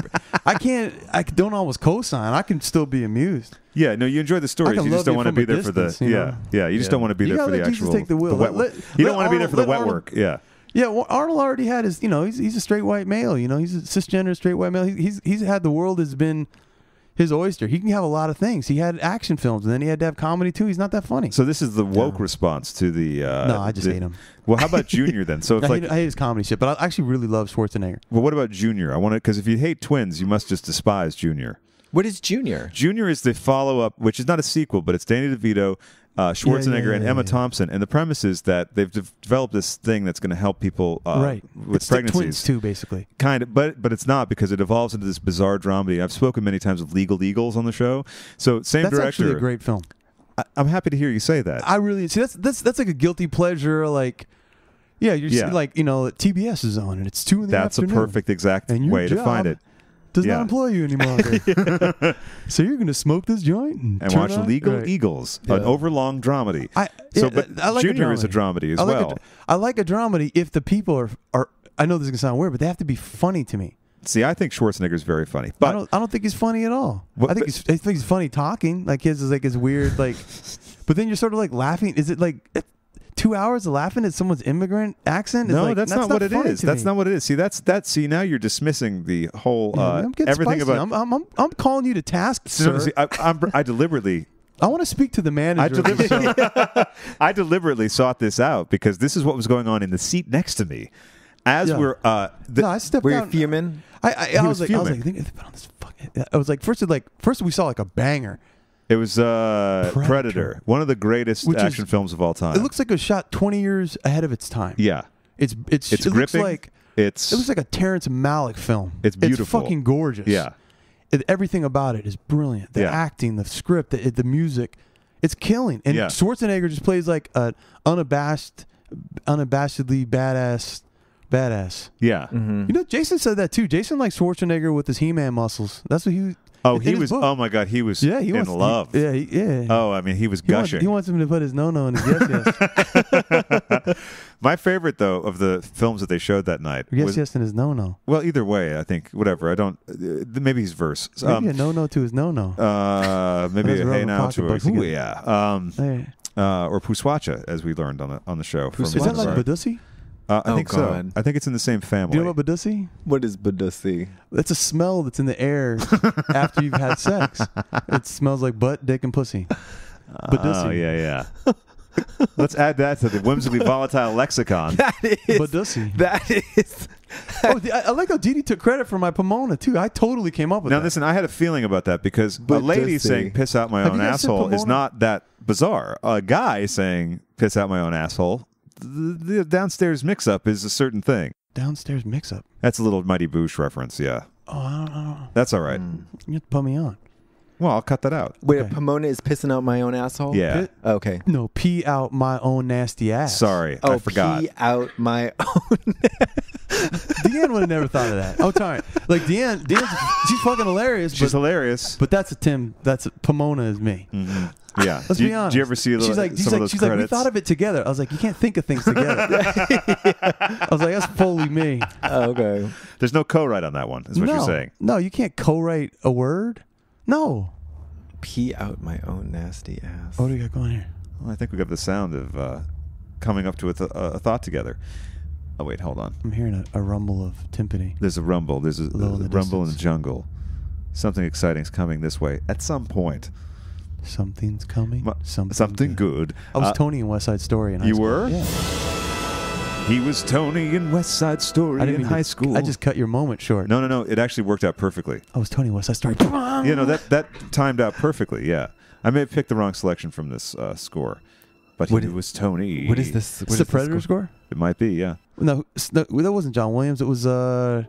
Alan Silvestri. Oh, a young Silvestri. A young Silvestri. Who went on to do some heavy-duty shit. Yeah. They're remaking that movie. Why are they doing that? Why are they doing that? I saw that. My friend Frank posted that, and shout out to Frank on Facebook. There's no need. Yeah, that shit sucks. Suspiria is has been remade. I saw that too. Actually looks like it'll be a cool movie, but it's never going to be... Those are some big shoes to fill. I mean, a massive shoes. You stayed all the way through to the 5th film, I think, at the Argento at the New Beverly shot, people. Where was that, Craig? It was at the New Beverly Theater. Oh my God, is it open yet? Which one? Which theater? Oh, the New Beverly Theater? Yeah, the New Beverly. Yeah. Is it open yet? Oh. Is it reopened yet? No, the New you know Beverly? what? The New Beverly, actually, you're saying the New Beverly. That doesn't open until December. Yeah. December. Did you say December? I said December. Was it yeah. December? So December's the month that the New Beverly reopens. That's right. That's when they reopen. Yeah, okay, December. Cool. When they reopen. I'm glad that the New Beverly's going to reopen in December. That's good. Yeah. So, by the way, call your nurse now because now you have alcohol poisoning. Yeah. Wait. Well, so anyway, but we did take Jake Shears there. But anyway, what were you how many saying? five films you sat through in a row? Yeah, all the time. Argento. Yeah. I watch a lot of films. It's my thing. Yeah, but if five in a row. Yeah. I could do that easy. Yeah. He didn't make it to the end. Have you probably watched 2 movies in a row? 3 maybe? Must have been a day you watched 3 sitting in your drawers. Maybe untucking. He means your chest of drawers. Maybe 3. 3 in a day. Maybe. What about at a fun movie night, but it's at a theater? And you can smoke in between movies. I did see a double feature. I saw Death Proof and Planet Terror. Okay. Together. Oh, cool. That was good. Yeah. Well, so you're already talking Tarantino, so now we can talk about New Beverly again, and we could go to a double feature because they do double features. There's other theaters, and I've been to them. Yeah, I just like that one the best. That New Art's kind of cool. It is. It's far away though. You go to the one. Have you been in the one like the eye pick? The one where it's like. Oh yeah. No, Dede loves that. That's Dede's jam on. Incredible. That's her jam on. Doesn't Dede have a suite at the eye pick? She has a name engraved into one of the pleather couches there. Yeah. Let's describe the eye pick for those who have never been. Oh my God. It's like a lazy boy couch. Yeah. Not a couch. It's like a reclining chair. Yeah. And you can have. Not unlike we're sitting in right now, actually. Oh, okay. Yeah. It's a comfortable couch. It's a comfortable kind of. Actually, they're not leather though. It's like a micro suede. Oh, okay. Something like that. And then you can order a full meal. Really? You're sitting. You're looking at the screen. Yeah. So it's like this get in this a little larger scale. This little console comes up. Yep. Really? Yeah. A nice waiter comes over. Yeah. Says, "Hello, sir. Can I get you a cocktail? Can I get you or anything from our I don't know, menu, film delight menu?" Okay. And then it's like Cafe Gratitude. You get the Scorsese and no. Yeah. Oh yeah. You get the Scorsese and then. That's not funny. Did you ever go there with Jake Shears? Maybe we went with Jason. Have you ever been to Cafe Gratitude? I have, and I can't eat anything there because I'm allergic to nuts. You are. Oh, it's okay. like fucking terrible, that place. Everything's nut based. Yeah. It's also nuts. Super culty. Like emotionally nuts in there. It is. No, it's wildly culty. No, I don't fuck with it. I don't like it.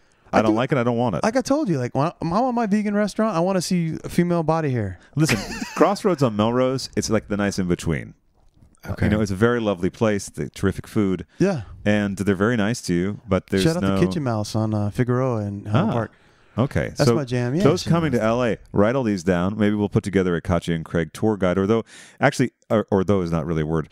So although if a listener out there, similar to the movie list that someone put together a list of every single movie that we've ever mentioned. Oh, sick. Which is pretty insane. And so shout out to you. Thank you so much. If you ever want to put out a sort of hot places. You see the bell and the bell, the diving bell. And Diving Bell and the Butterfly. I've never seen that. Butterfly? I've never seen that. Is that good? fucking movie's incredible. Is it? Really? It's what I was thinking. Add that to the list. Yeah, add that to the list. I'll put it on my list. I saw it. I just saw it once when it came out, and I was like struck by the movie for a week. I should see it again. What are some of your other favorite films or directors? Directors? I love P.T. Anderson. You ever listen to P.T. Anderson's dad on an outtake reel? No. So P.T. Anderson's dad, the guy who directed Magnolia, Boogie Nights, The Master, etc. Yeah. His dad. I actually loved The Master. A lot of people didn't like The Master. I liked it, but I got a lot of interrupting phone calls during it, so I have to watch it again. It was one of those movies that just got interrupted a lot. No calls during PT. Listen, I don't. You know my policy on phones and movies. Yeah, I'm a hardliner. I'm a hardliner. It was a house it was back when it's there like was that at the New Beverly Theater. It's funny you should say that.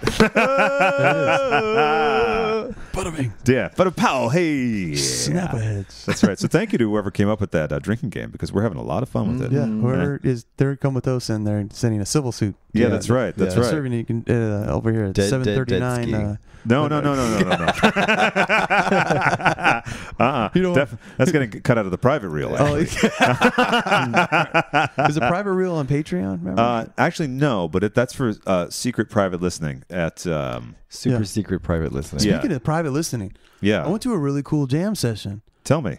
Maybe 3 weeks ago at Mac DeMarco's house. You know who he is? I saw a photo from that. Yeah. And he has a camera in his studio. Yeah.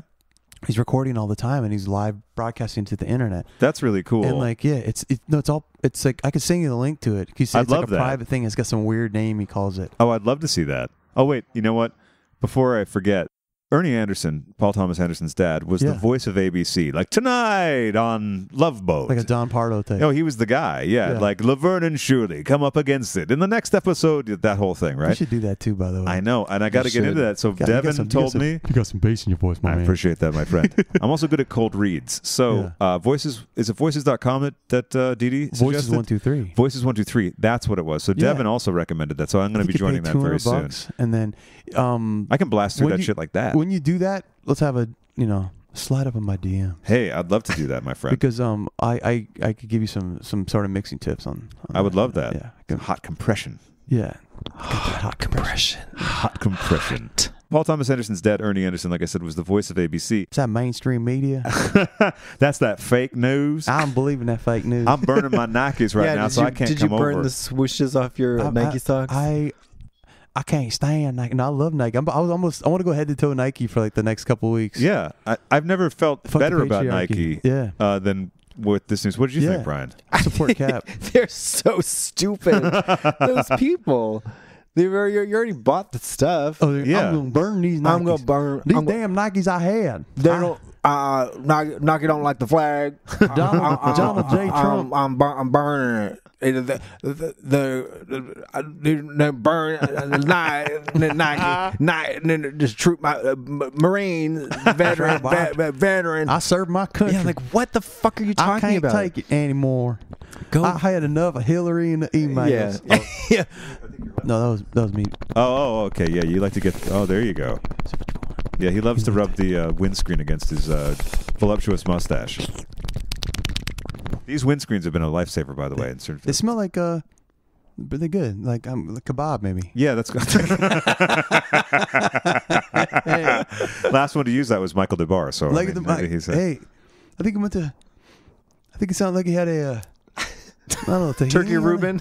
Turkey. No, I think he was a house of kebab. Oh yeah. That's my favorite. That's my favorite sound. The mixed grill.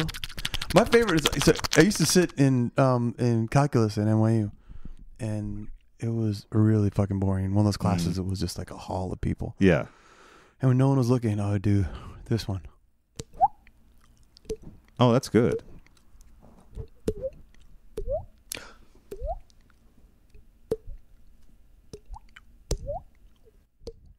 I'm out of practice, clearly. But it's still pretty good.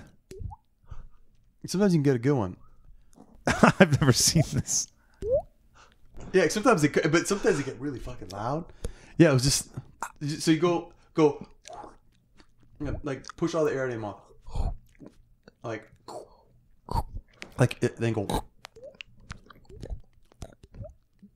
It's cool, right?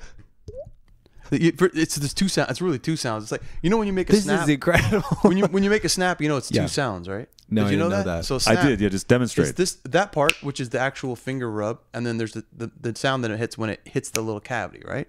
So there's two sounds. There's the little high pitch. It's like 4 to 7K, and then there's that fundamental tone when you hit the actual bottom. So there's two sounds very close together. Oh, and it's the same thing. It's like a flam. Sound, okay. Plus up. Okay. The air being pushed out. But okay. In order to make the second one, you have to do the first one. So.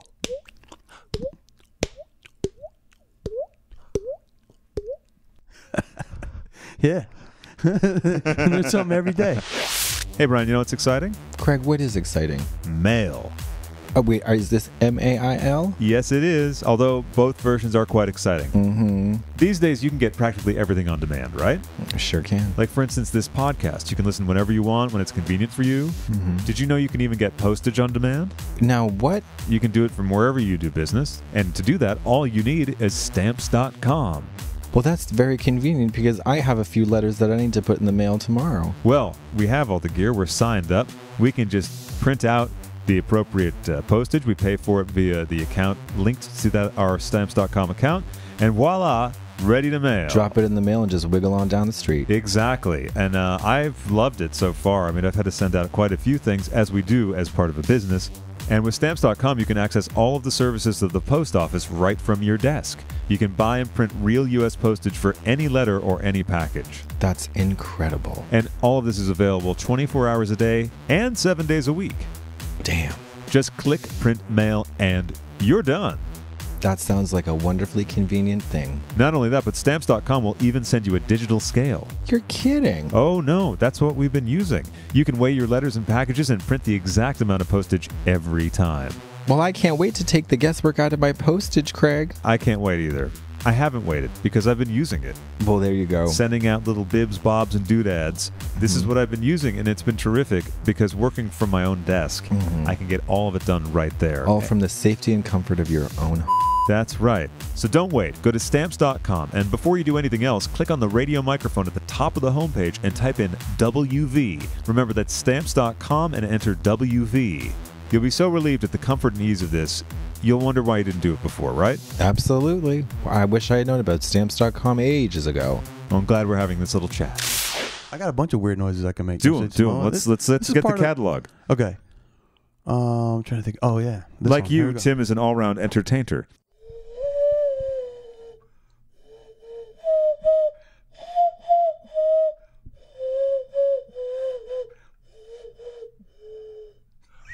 Wow. So that's like sort of bootleg Zamfir. It's very popular with the Central American children. Is that how you won Dede over when you first met her? Did I? It was actually this sound that she.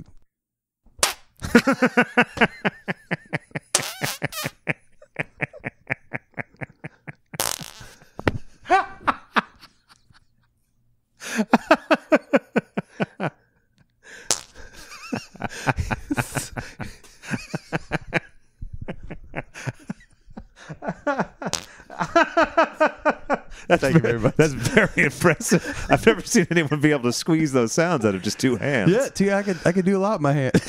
Yeah, you're very gifted with your hands. I mean, you can hit the 88 keys. That is really impressive. So basically, I can you do that one again? Which one? The hands, the farting one. hands. The farting hands? Yeah. Or the Central American. I think the farting hands. The farting hands is the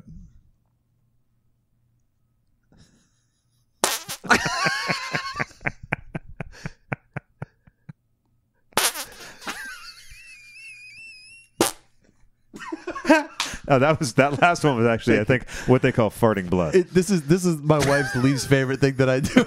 Oh, good. Dede, we have a special piece for you coming up. It's so juvenile. I'm fully third grade. So like when we started dating, it was just this is before I was. I'm tamed. You were a feral child. You were a feral child coming out to pee. Pretend fart noise. Was the feral child you? I just want to know. It was you the whole time. No. The feral child. Right after college, I had a girlfriend that lived in Richmond, Virginia. Uh-huh. So that's pretty wild. I used to drive from New York City to Richmond, Virginia. Now, how long is that drive? It's long. Okay. And I didn't want to stop driving. I didn't want to stop driving to pee. Okay. Uh-huh. So you cathed it up? I cathed. Did you pee in bottles? I did. I peed in a bottle while driving.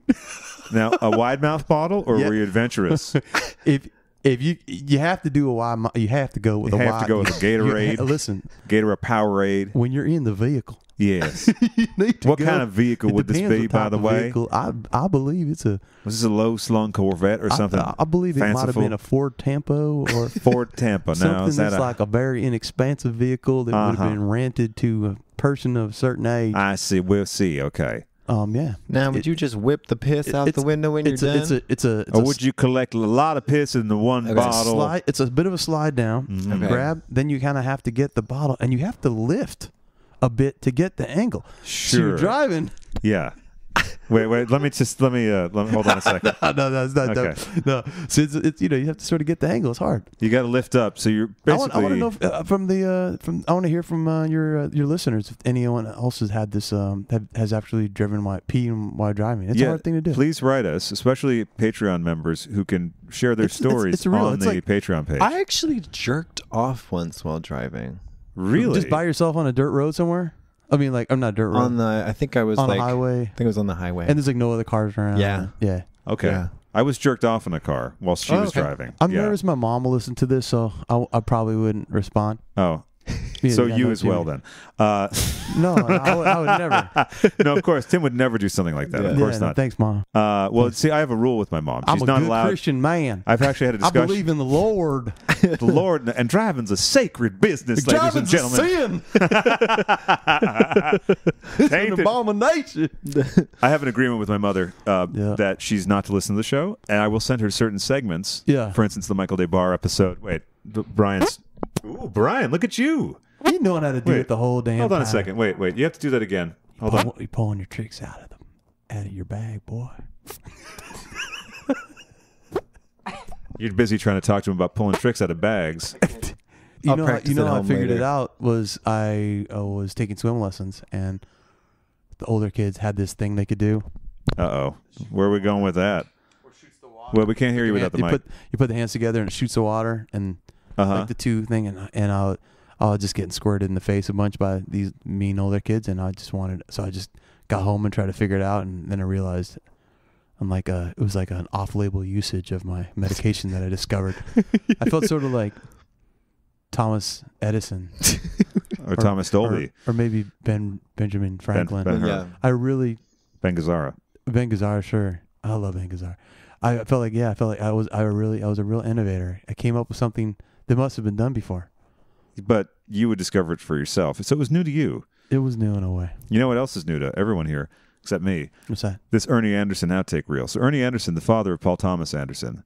Just do it again. Just go on another track. That's all you got to do. So, if any of you or your friend... Oh, Jesus Christ. Well, let me explain something to you. Best voice. There's something wrong with this picture. I'm fucking leaving here. You have another plan? Phone. Answer the phone, you dumb fuck. Roll the fucking thing and shut her up.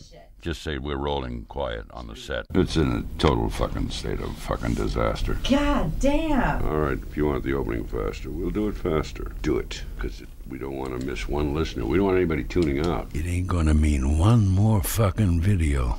Jesus God. There is a way to do this shit, and this isn't it. Ernie? Oh, fuck. Call Vince.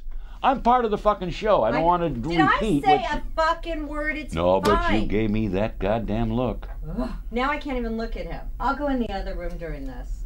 See, I told you we could work this out. I know. It worked out. I said stick with me, and we'll get rid of the bit. I'm ready. Go ahead and roll, Tim. You rolling, Tim? Speed. Good boy. More funny people and their funniest videos. And the new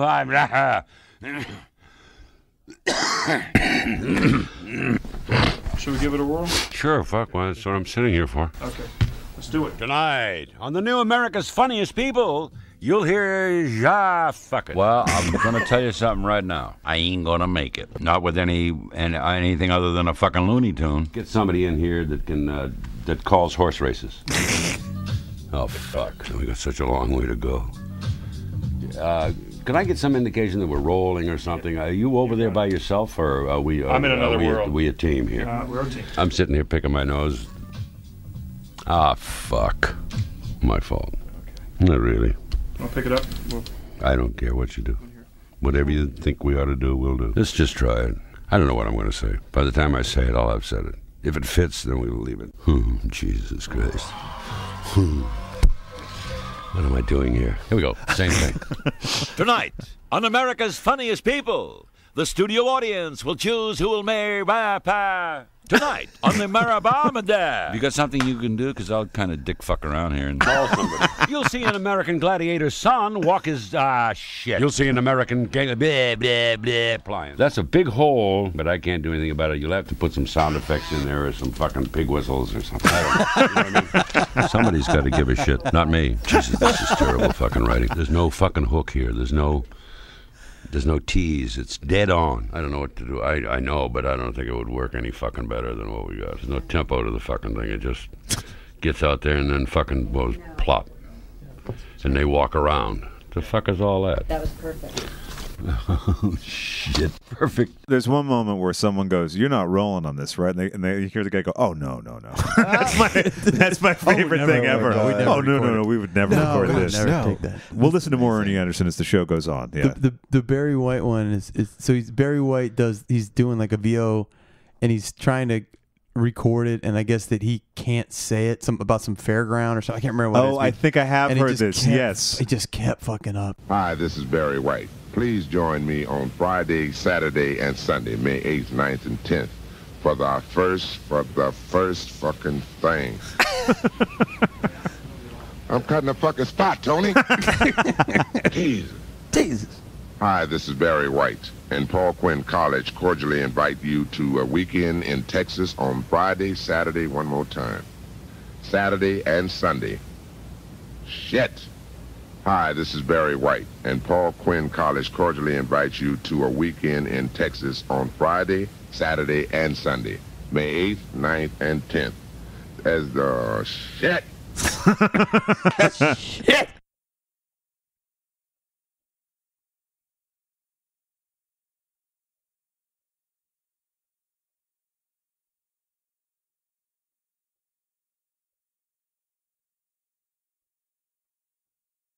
My dog was in a film with Will Arnett and Tom Waits. Really? It was called Wrist Cutters, A Love Story. Oh, okay. I've heard of it, but never saw it. Yeah. Maybe. I wonder if they ever played it at the New Beverly. They might have played it at the New Beverly, which is opening in December. That's right. You know what's fucked up is you're not even getting money from them. No. I'm talking about the drinking game now. Oh, okay, I got you. This is. Right. I thought we've been playing the same game here. No, trying to get people. I thought you just like. I thought you just putting people to sleep. I thought you just like give a half chub for them anytime you can. Anything that comes up in conversation generally is all fodder for the show. So fair enough. Yeah. All right. So your dog, my dog Foxy, R.I.P. She was my best friend. She passed away last March. She she was in this movie with Will Arnett. So I came up to Will Arnett and he was there and he's about to cut some fucking toes. And you had your dog with you? I had my dog. I was like, hey, Mr. Arnett. No, it's my dog Foxy. Yeah, she was in Wrist Cutters with you. And he's like, huh? And just walked away. Wow. Fuck you, guy. It's like I'm trying to cut a spot here, Tony. I'm not coming up to you on the street. I'm in this like Tribeca studio, and the corner fucking studio is mine. It's not like, and you're going to my next door guy's studio, and I'm just sitting there like working. Yeah. And you're saying, hey, and you have. I'm not trying to shine your balls. I just literally Your dog was in a movie with him. Yeah. You know, I know he's famous and shit, but. God, that's not the thing. You can be like, oh, cool, you know, or it's like, oh, that's nice. You like to walk up to people on the street and just talk about other people's dogs, right, Brian? I do. Yeah. I actually like to, if I see a dog, I'm like, oh, what's your dog's name? And then I offer other names that might be better than that one. You know, that's cute for you, but what if your dog was Mr. Pizza? That'd be funny. Yeah. Yeah. Totally. Yeah. Oh, so are you busy? I'm lonely. Can I hang out with you? Yeah. It works out really well. Friends. It's like before Grindr. Yeah. We have two dogs, my wife and I, who's been on the show, Dede. I recommend you listen to her. I've heard of earlier her. episode. She's very funny. She's quite good. We'd love to have her on again. Yeah. You really should, because she basically, according to the comments. Oh, according to the comments, she's a star. Now, has Dede read the comments on any of the other episodes? I don't think so. They probably all say that about every single fucking guest. The good ones. No, Dede was a terrific guest. Everyone loved her, and we'd love to have her back. Yeah. Yeah, of course. I'd love to go to the New Beverly with her. Yeah, you know, maybe we should go to the New Beverly with Dede. With Dede and Jake Shears. Yeah. And maybe you could take. Wait, Brian. What if you went to the bathroom there? What would you do? Maybe if you went to the bathroom there? I'd shit myself. That's also the drinking game. Yeah. Oh, I got you. Shit myself. So I shit myself while I was talking to Jake Shears at the New Beverly the other day. Yeah, totally. I get you. That's like a full. See, everybody that's playing this game is they're passed out at this point. They're blacked out. They're blacked out. They're white girl wasted, as they say. That's right. WGW. They still say that now? Is that? Yeah. Well, let's bring it back. Let's bring it back. White girl wasted. Now, so Dede told us a couple, funny little quirks about you. She lies. She lies. She makes stuff up. She takes credit for jokes. Right. This is what we're saying here. Like, I mean, she's a joke thief. Let's be honest. A joke thief, and there's nothing lower in the comedy world, right? Oh no. You know, claim a joke as your own. Ooh, she's like Carl Mencing all over the place. Now, what are some fun facts about Dede that maybe you'd like to share? Dede's obsessed with the dogs. Sure. What kind of dogs are they? We have two Eskimo mixes. And what is that? Eskimo, they're white dogs, maybe 17, 25 pounds. But they're both on Instagram. That's true, they are. Snowy Snowbell is one, and the other, it was Chicken Noodle and Foxy, but we haven't been updating that one as much, obviously. We make all their own food, and you make all their own food? Yeah, we make their food from scratch. You're kidding. Yeah. So I have a like fresh pasta. What is it? I have a small fleet of lamb in my backyard that I slaughter, and then I serve the meat to. Wait, what? You don't. No. But we do make their food. And then one of them has an allergy, which is very LA for a dog to have a food allergy. Very LA, yeah. Yes. So yeah, a little snowy. She can't have chicken, but chicken can have whatever the fuck she wants, including we used to our old place in Burbank had a avocado tree, and so she blossomed to almost 27 pounds. Now she's back down to her fighting weight of 22 pounds. But oh wow, she was a little gordita. Gordita. Before that's the technical That's Spanish. the technical term for that. Gordita. Mm-hmm. It's also a delicious sandwich from Taco Bell. That's right. Yeah. TB, the great TB. Shout out to my friend Abi Calcura, who's an aficionado of the Taco Bell delicacies. Do you know I've never eaten at Taco Bell? If you had to go to Taco Bell, what would you try? Do they have churros there? I think so. This is sort of non-committal answer. How about, they really might. You know what? I've heard about them. They actually might have something like that there. Apparently their bean burritos are not so bad. I've had a couple things, but only recently because a friend Katie was like, "You've never had it," so she ordered a bunch of stuff. I had the Crunchwrap Supreme. Are we dropping Katie from the old? No, I simply said Katie. Pumper. I simply said Katie. You're the one bringing a last name into it. Is she candy pump? Katie a Pumper? Candy pumper. That's interesting. No, what are candy pumpers? We're very kink friendly. Dede so watches the show all the time. Oh, I know she does. Yeah. And I was like, "What are you pumping? Are you up there pumping?" she's like, "Oh snap! I'm watching my pumps." And I was like, "Are you up there pumping? What's going on?" I love that. Are you in the bedroom watching the dogs? Are you with the dogs and you're pumping? I can't stand the show. I'll be really honest. I know you love it. Doesn't bother me. I'm not. By the way, I think if someone doesn't like something I like, I really don't. Yeah, I know you don't give a shit. It actually amuses me if someone, especially like the kindergarten cop thing, I get great delight out of that. Yeah, strong feelings TV, is how I think of you. Yeah. I have very strong feelings. I like strong feelings. I have strong feelings. You've noticed that, right? I love that about you. Thank you. I just really don't fuck with the pumps, and it's probably going to alienate a lot of the viewers. No, what are you talking about? No, what is this? What are some of the TV shows you like to watch? I watched some terrible fucking shows with Glee. The worst show that I ever watched was probably Siesta Key. I've seen all episodes. What is that? It's this terrible HBO show. HBO? Sorry, not HBO. No, MTV. Did I say HBO? You said it is HBO. So not HBO. No. It's MTV as fuck. It's very MTV. It's I haven't hills seen it yet. Set in Florida. Oh God! And it's real. It's a real fucking mess. Oh Lord! I've also watched at least 2 or 3 seasons of Dance Moms, which is nice. Which is kind of like swallowing garbage. And then I got to give you some big credit, by the way. The phrase "hot garbage," which I've taken on as my own because I always give you credit though. Oh, thanks. Like some joke. I didn't come up with that though. But this is where I know it from. Is from you. This is where I first I've heard been saying that for years. Together. Probably. Yeah, but when Jake Shears and I were talking about certain music, you were like, "You guys love that hot garbage." And so you got to live in New York for a while to understand hot garbage. Oh yeah, I feel it's a summer thing. Yeah, I lived in Chinatown. And let's be real, Chinatown in the summertime is gnarly. Smells like hot garbage. Yeah. There's a lot of the chicken blood. Oh yeah. That dries. Sure. And before it dries, it mixes with other cat filth. urine, all the delicious liquids. Yeah. Flavors of the summer. It is the flavors of it's a melange. Is that, did they have that at Salt and Straw this month or next month? Yeah. Nearly dried chicken blood with cat piss. Feral cat piss. Feral cat piss. Yeah. They are artisanal. That's the smell of Chinatown. Yeah. And you also have some turned over fried rice is just all over the fucking ground. There was some bugs. Piss. Some giant roaches, some rats. Yeah. 19 years, I almost died. So wait, Wait, what? No, 19 years it was a long time there. Do you miss New York? I miss things about New York. Like are those things, obvious things? Are those things still there? Okay. Yeah. Oh yeah. Like a real slice of pizza. You can't find any good pizza here? The pizza isn't right here. Okay, now let me ask you. How many places have you tried? Probably more than 20, but less than 50. Now, are there any that you like but aren't like, you think these are all right? Like Tomato Pie, do you like that place? No. No. Okay, tell me what you like. Lorenzo's of New York. Have you had Lorenzo's in New York? Huh? John and Vinny's? John and Vinny's. John and Vinny's. That's good? Mike and Vinny's. That was a weed delivery service in the 90s. Mike and Vinny's. They used to come up in this, they had like this, vehicle. The vehicle that would come up. Mike and Vinny. It's called New York Flowers. And you call a phone number and they bring it to you. And then they used to Mike and Vinny's. I can't believe I said Mike and Vinny's. Shout out to Mike and Vinny. Hope they're all alive.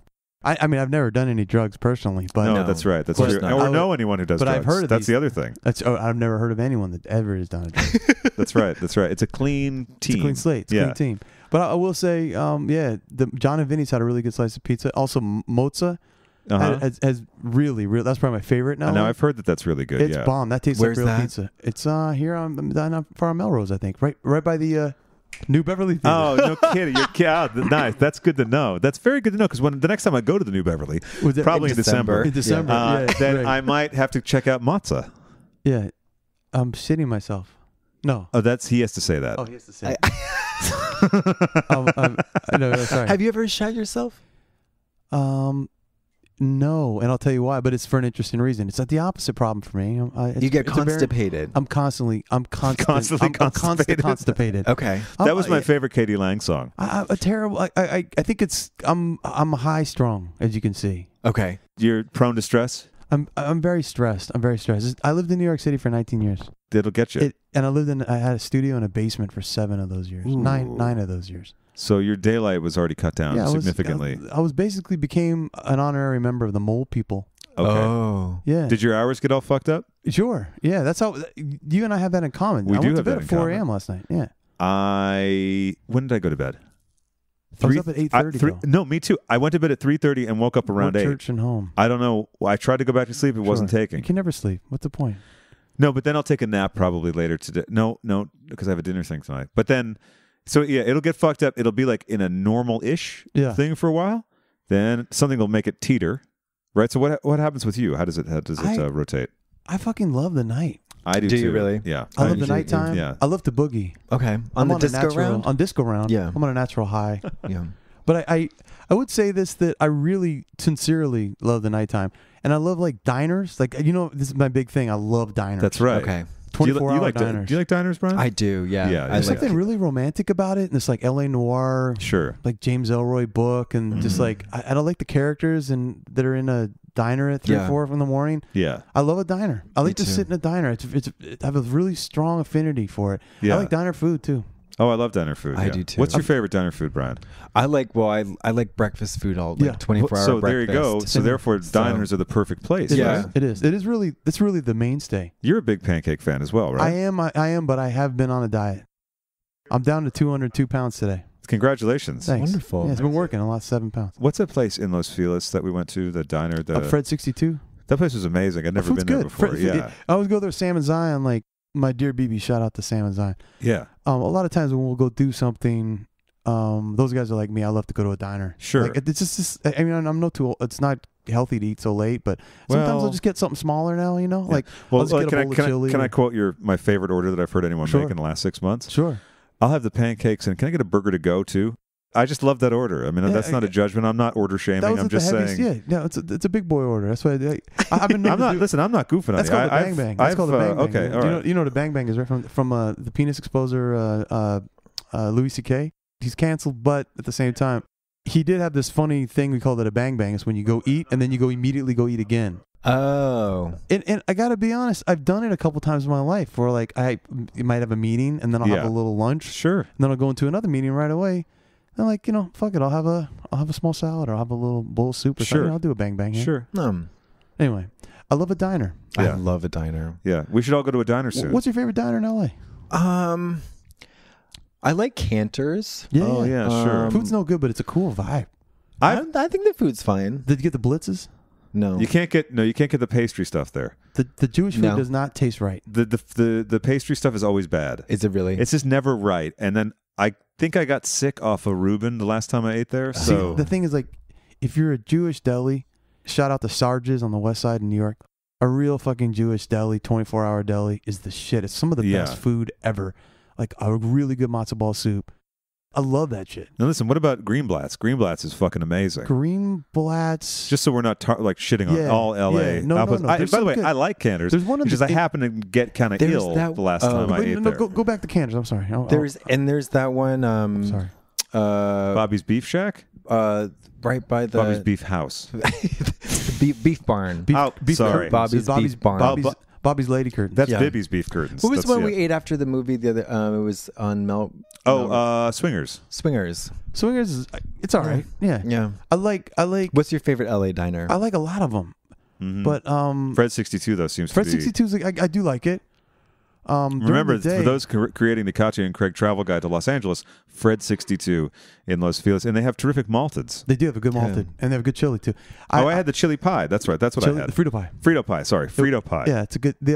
Served in a Frito bag. Actually, my favorite is probably Cindy's in Eagle Rock. Oh, it's only open during the day, but it's a really good diner. Everything's made from scratch. All the sauces are made from scratch. Mm-hmm. Also, really like this one downtown in Chinatown, on the edge of Chinatown, called Nick's. Nick's Ham House. Nick's Ham House. Yeah, it's delicious. The Ham House. They make. Wow. Do they have ham there, or is it just a ruse? No, they're famous for their ham. They do their. You're own. famous for your ham too. Mm-hmm. I thought he was famous for his sausages. Well, both. Yeah. Why can't I have both? Yeah. Okay. Why rule out? Don't be so narrow-minded about that. I'm famous for my fruit barn and my wagon wheel. That's right. That's so verse of you. Yeah. It's very verse. Yeah. Yes. It's all right. V-verse. VV verse. Yeah, VV verse. Have you ever met her, Vivi Verse? No. I'm a big fan, but I never seem to be able to get to her show when she's, actually performing. Vivi Verse. Shout out to Vivi Verse. Vivi Verse and Dusty Tornado doing a double bill soon. Yeah, absolutely. Shout out to Keaton Savage, my adopted son. Mm-hmm. And partner in a musical project. Yeah. He's a motherfucker of a singer.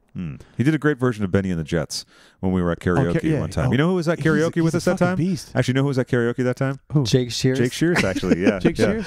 I'm shitting myself. I love doing karaoke. Karaoke's fun, man. It's one thing. That's an LA thing. Yeah. They do it in New York, but it's not the same vibe. And also, there's just so many super talented people that also can just sing their ass off that live here. Like the guy next door might be able to really sing. It's just very LA for that. Yeah. What's your go-to karaoke jam?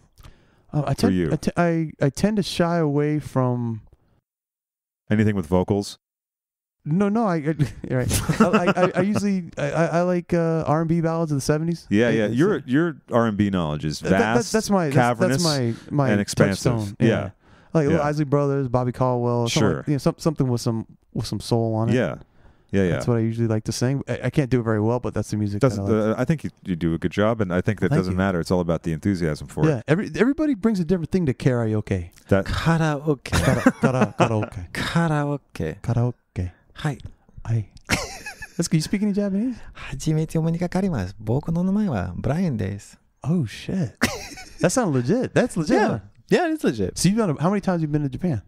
I've actually never been. I went through the Tokyo airport for 4 hours. Going to some other gig in Asia? Yeah. But I've never been outside Dede and I are in dying to go. Neither of us have been. But Sam and Zion are going to Japan for their honeymoon. Of course, it's a lovely destination. Fuckers. Oh, cool. Yeah. That's why we're having them on after. Yeah. Mm-hmm. So we want to get all the stories. I love Japanese food. I love Japanese culture. I love Kurosawa. There's another. So it's like favorite directors. I love Kurosawa. Do you know I've never seen a Kurosawa film? Oh my god, I have to. We should watch Ron together. I'd love to do that. I remember seeing a picture of Scorsese on the set of Ron. Ron looks like the best parts of every music video where you're like, fuck, that's cool what they did there. That's all something Kurosawa did 40 years ago. Sure. Like the big swaths of color. Did you see the Wait, does he have any hands in the hallway? It's a big 80s trope in videos. The people going like, running in the hallway, and there's hands coming out of the walls of the hallway. I'll post a picture on Instagram. You never saw Seven Samurais or Rashomon? No, a single one of them. Nope. Oh my god, they're my brilliant. foreign film knowledge is a little limited. I'm surprised. I know, me too. I'm shocked, and I just said it. What about your French New Wave? I know of it, don't know much of it. Louis Malle films, any? Oh, well, My Dinner with Andre is the only one I know. Okay. Yeah. A Moldovar, you're a Moldovar freak, To be honest, I've never seen it in a Moldovar. Oh my god, that's fucking up your alley, Craig. I know. Listen, I have to get more experience, more culture. Listen, I'm finally going outside the country, so I'm going, on my first international flight. The early Moldovar films are so cool because they're just so weird. Well, I'm down with that. Supernatural shit happens. I love that. And it's not even serious it's not like a serious plot point sometimes. Like it just happens. Just be like a ghost for a second, and then and then they never talk about anything supernatural in the rest of the film. There's a lot of good drag shit in there too. There's a lot of Oh, well, listen, I'm sold. I just got to actually buckle in and get it. Yeah. The other thing that sort of sometimes precludes me from actually getting these films are films like Cop and a Half with Burt Reynolds, or for instance, The Lonely Lady starring Pia Zadora, or the first nudie great, musical. You've seen those movies all like 15 times. No, that's not true. I haven't finished first nudie musical actually, because I started watching it with Jake Shears. So I'm shitting myself. Oh my God. I gotta go to the New Beverly. Is it December yet? Is it December yet? No, but the thing is, I definitely want to see this. So I'll make a little list for myself of those directors. I have to watch some Kurosawa and Louis Malle and Truffaut and all that. Truffaut, because I know that those are big influences on, especially Martin Scorsese. Musically, if you to bring it back to music for a second, Kurosawa, the composer he worked with the most,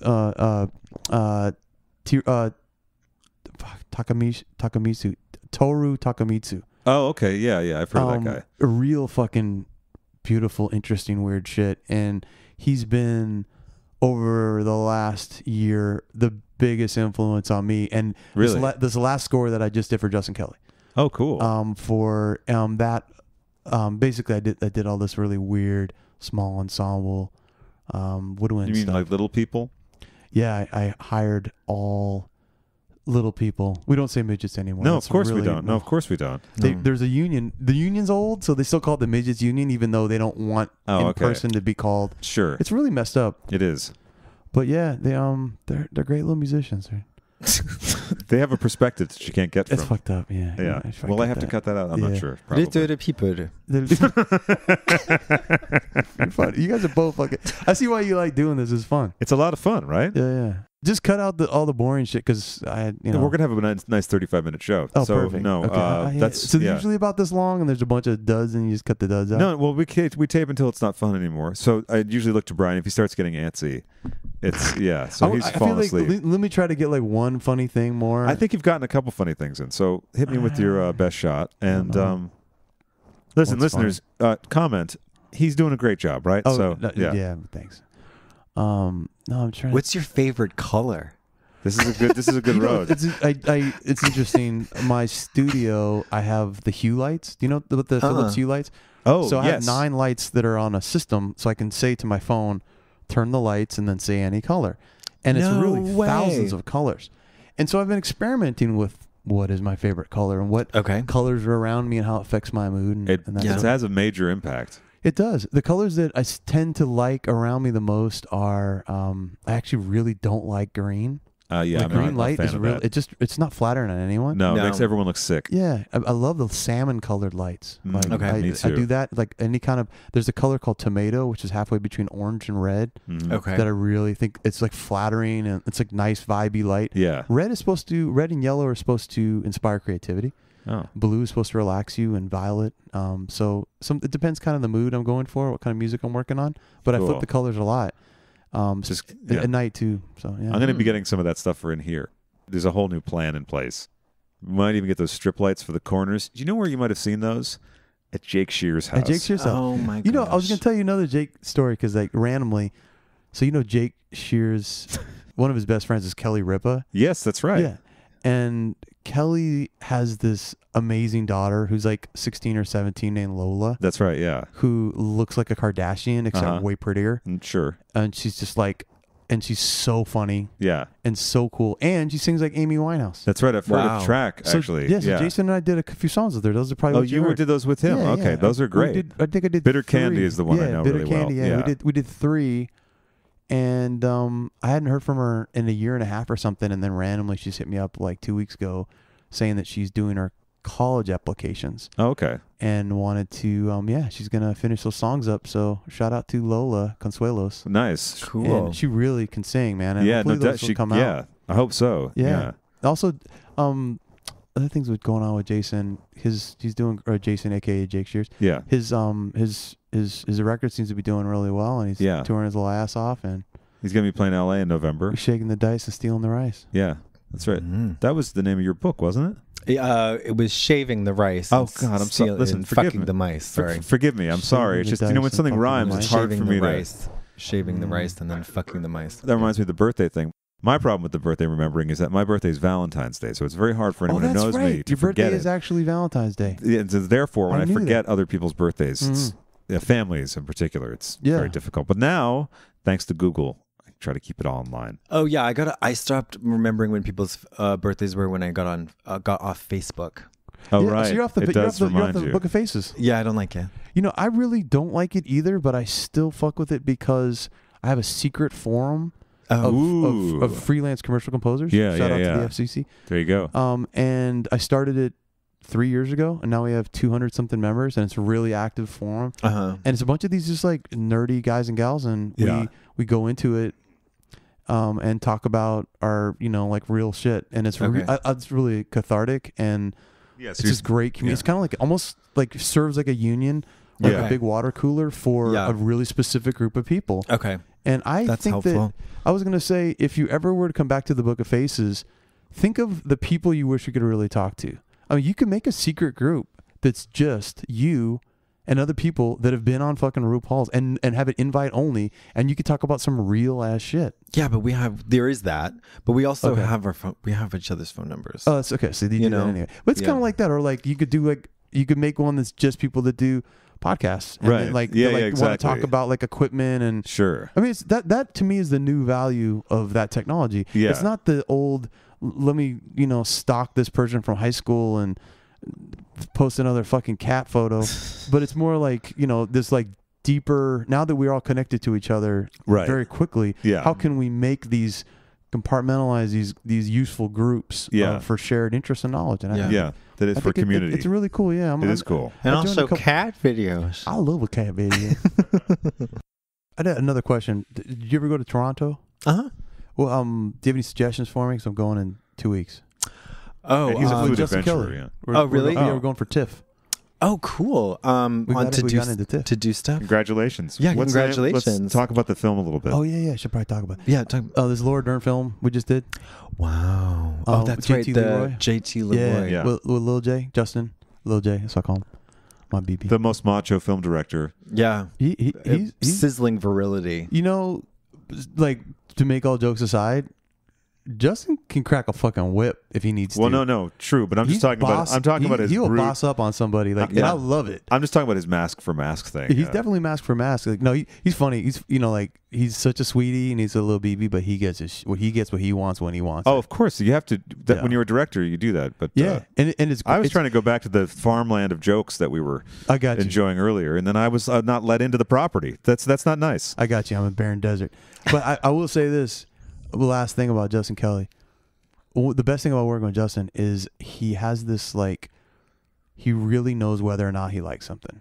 That's very important. And it doesn't change. And that's fucking awesome. That is good. So he won't say, like, oh, I love this, and then won't love it tomorrow. Or if he says, I hate or act this, like he never said that. Yeah. None of that weird, like, changing his mind shit. That kind of mentality, I suspect that that's probably true for P.T. Anderson and Wes Anderson. I'm sure.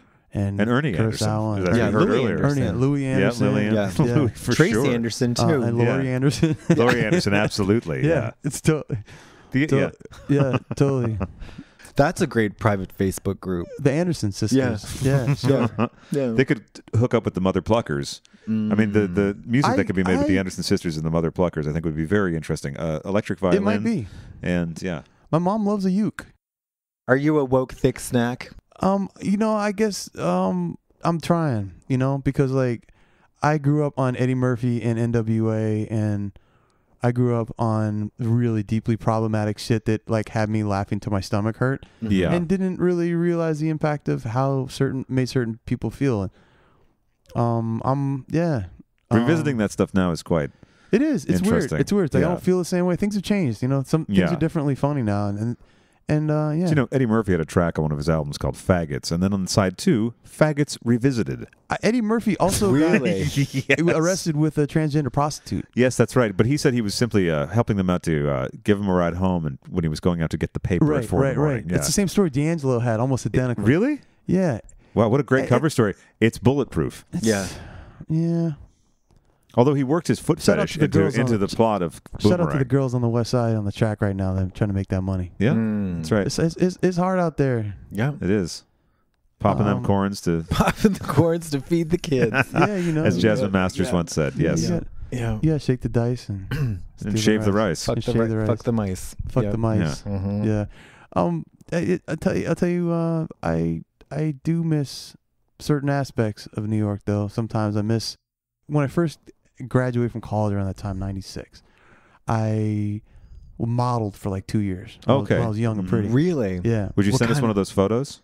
I don't really think I have any of them, but well, any hot dog clubbers out there, get on the case. Dede has some. There's some modeling shots from when Dede was that age. Yeah, also. yeah. There's some good ones in there. She has like the page boy haircut, and I did. You were going to ask a question, Brian. I was in a gay magazine called XY magazine. XY, which you're kidding? Yeah, which was actually deeply referenced in I Am Michael. Yeah, yeah, and I did a shoot with this famous photographer Christopher Makos, who's he was in Andy Warhol's studio. Oh, like, that's why I know the name. Yeah, yeah, he's like an icon. Yeah, I was in this weird place. I just broke up with this girl, and I was like feeling kind of what the fuck, depressed with my life and what I'm gonna do. So I started, and my upstairs neighbor was a model booker, and she's like, "Oh, you should do it. You should go out." And so I started doing a little bit, and early on, like one of the first things I went to, I met Chris, and we became friends. And he's like, "You don't be a model.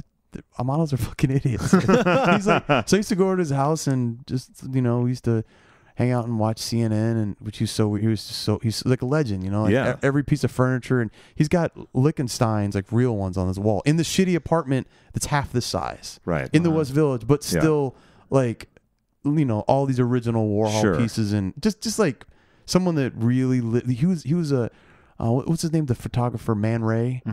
He was. When he was a kid, he was Man Ray's assistant. Wow. So he's older. Yeah. But he's still alive, and he works at the factory.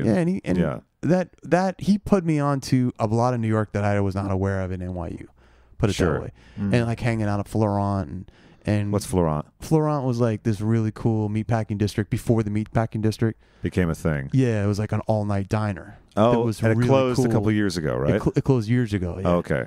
And it was right next to Mother, so you'd have like all these drag queens. I'd never seen any of that shit in Seattle. I mean, I know it's there, but I just I kind of exposed to this culture, and it was cool, it was exciting, and music and fashion. Yeah. And this is the first time I was went to a drag show. It was around that time. Really? Yeah. I just didn't I was really I grew up in Seattle. I didn't know about that shit. Weren't exposed. Yeah. So it was like it was a really cool time, and I miss that time in New York. But then very quickly, and by the end of the 90s, New York really shifted.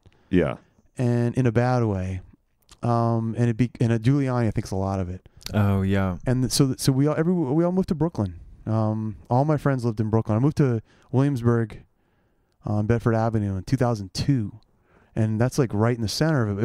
It wasn't then. It was just like kind of beginning, but now it's fucking crazy. If you go is there. it? It's like the whole... Everybody is now in Bushwick, and all the artists moved east. Yeah. Now Queens is becoming the place that people are moving to, right? Yeah, it's Ridgewood, right on the other side of Bushwick. I said I've never even heard of Ridgewood. This is how far out it's going. Not that I have an encyclopedic knowledge of New York at all. I miss some of those vibes. Like there's a cultural vibe there. There's some things you could be in a room, and I don't know. There'd be walls and a door.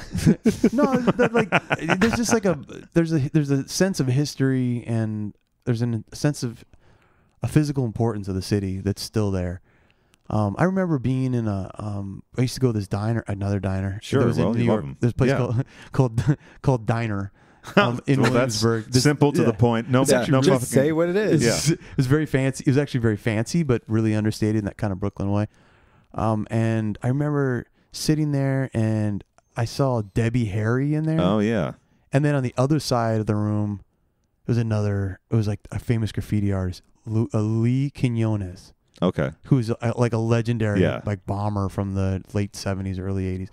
And I was like, what the fuck, man? This is literally the coolest place in the world. And and LA, you have some of those moments, but it's different. It's not it's not the cultural elite. It's more like the entertainment. I don't know. See, I like that though. I like, for instance, being able to go up to Piazzadora. Right, and I love that. No, it's like it's like the New Beverly Theater. It's very much like the New Beverly Theater. I'm shitting myself. Yeah. No, I mean, but it is like right. You celebrate the shitty movie. LA in New York, they don't celebrate the shitty movie. In LA, they celebrate the shitty movie. They celebrate the whole experience of it and are looking at it inside and out. I never watched TV in New York. People don't watch TV in New York. They might now because the shit's so good. Well, they might now, and also because there's not. I think also now it's very difficult to do anything artistic out there. I mean, even Club Cumming is like the only place out there. We used to read and go to bars and like listen to DJs and read. You used to read? We read books at the bar. And I would like I get out here and like I mean, again, TV is amazing right now. Yeah, it's like the golden era. But at the same time, like I used to read all the time. I used to read books all the time, and I just people come over at least once a week. You know, like we have a club. You have a book club. We love clubs. We have Hot Dog Club. You know about Hot Dog Club. No, I don't. You have to put me on. Well, we just stick hot dogs up our ass holes. Yeah, that's for the subscribers, or just for pleasure. No, neither. Neither. Just to do it. Just to do it. You know. Wait, I shouldn't say. Okay, a certain friend of mine. Yeah. Okay, edit. Okay. Wait, hold on. Let's restart. And yeah, because I know that what this is going to be. So go. Okay, so a certain friend of mine, who's an actor, very well known actor. Sure. Very, very well known actor here both in Los coasts. Angeles. Yes. Was on some very big TV shows. Yes, and star of stage as well. Yes, he is an artist of sorts. Speaking of hot dogs, True. And he is he has a unique nom d'art. Yeah. Okay. Called Poocasso. Oh, does he make? Does he draw with the shit? No. Sadly, no. He's not moved to that stage of his blue period yet. Instead of the poo being the medium, the poo is the message. So he actually sticks a paintbrush up his ass. Oh, okay. And does beautiful portraiture. Oh, cool. With incredible control. Yeah, it's really remarkable. It's like remarkable. Like I think you know who's one of the collectors of his. Oh, I'm sure. Jake Shears. Yeah. Jake Shears. I'm shitting myself. I keep saying it. Oh my God. Yeah. Maybe there'll be a documentary about him someday played in Beverly. I think Jake's he's had his time in this podcast. We should probably let him have let him rest. I think we're gonna wait till the New Beverly reopens. Also, December? Tim, I don't know if you know this about recurring jokes on this show. Yeah. Enough is not a word. Yeah, so this is my humor style too. I get in big trouble for this. Yeah. If there's a joke and I'm still getting a little juice out of it, it's like keep squeezing the fucking lemon. Even if there's no juice coming out, there's just like a little hint of a drip coming out, I just keep squeezing. Yeah. It's a style of comedy. It is. It's oppressive. It's we like oppressive comedy. Pulverizing and relentless. Yeah, it's sort of you're given the Mussolini style. Like That's the style of comedy. The fascist comedy is what we're all about. Yeah, absolutely. Yeah. You said you listened to the show, but I don't know. Yeah, well, I did. I listened to a few episodes. I wish there's 24 episodes so far. I didn't expect you to listen to all 24, but I like I said, I know, and I appreciate that. Yeah. I have to have a cigarette. Okay, sounds good. Hey, what's up? This is Jake Shears, and I was just wanted to call in and ask a question to you guys, and I'm wondering, I don't know how to put this, but are you gay? Because I always actually like to know if a guy's gay. I mean, I really do. So just let me know, and however it turns out, that's totally cool. I'm easy, so whatever the case, we can just hang. It's totally fine. But just let me know, and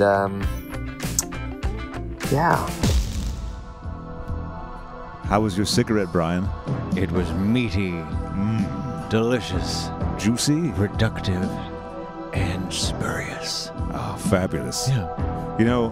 I have to wonder what it's like when someone won't let you shave your mustache off. And we have someone in the house who can talk about that. So now we're going to go back to the regular show and hear from Tim Kvasnosky about what it's like to be forced to keep your mustache. I might be in that same situation soon. Shave it off. He can't shave it off. Mustache. He said it's grounds for divorce. Cannot cut your mustache. You may not be smooth ever. Never be smooth again, my friend. That's true. You can't ever. It's forbidden. No joke. I remember it's funny because it was almost like a goof. Really, where I started. There was this dude that worked in this butcher shop that was like right by my house. It was like a fancy called Marlowe and Daughters. It's like a fancy kind of, I think, the equivalent of, I don't know, something you'd have in Los Feliz or something, some fancy. Oh, sure, yeah, artisanal. It's like an artisanal butcher shop. Yeah, and he had this cool mustache. He was a nice dude. And I was like, I wonder if I could pull that shit off. At the time, was with my ex, who's a singer. had a really nasty breakup. And before the end of the breakup, was kind of right before the end, I came out to Los Angeles to work on this album for this artist, DJ Colette. And, I was staying with her and in her guest bedroom. Came down one morning and saw this really pretty girl. Yeah.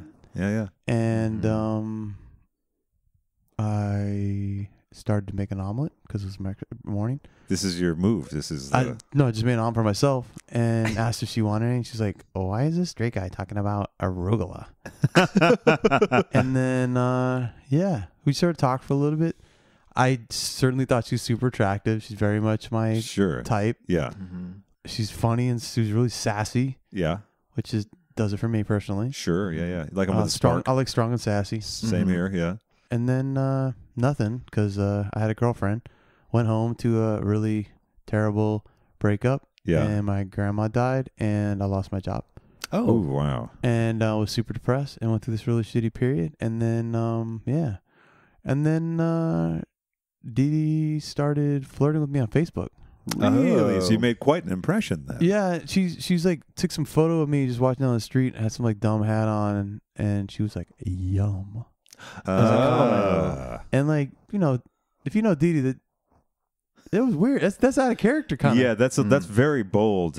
She's bold as fuck. No, she's bold as fuck. However, in certain categories, because if you know my wife, you know there's no way I would go up to her and like at a bar or something. Like Dede doesn't have that look on her face like, "Come talk to me." You know what I mean? Yeah. She's like, "I'll unless stab you're already you." talking to her. You're already talking to her. Yeah. She's like, "If you're not one of my gays, I'm not talking to you. She better get the fuck away from me." That's my wife. And so I was kind of like scared of her from the beginning. Still am. And and then Did you have a mustache at the time? At that time, right at that time, it was a just stash. Now what's that? What's that? A just stash is when you have a beard and then you shave everything off except for your mustache. Sure. That's a just stash. I got you. But now I got a mustache. And no offense, that's what you got. Listen, I just started growing. I know, so it's a just stash. Yeah.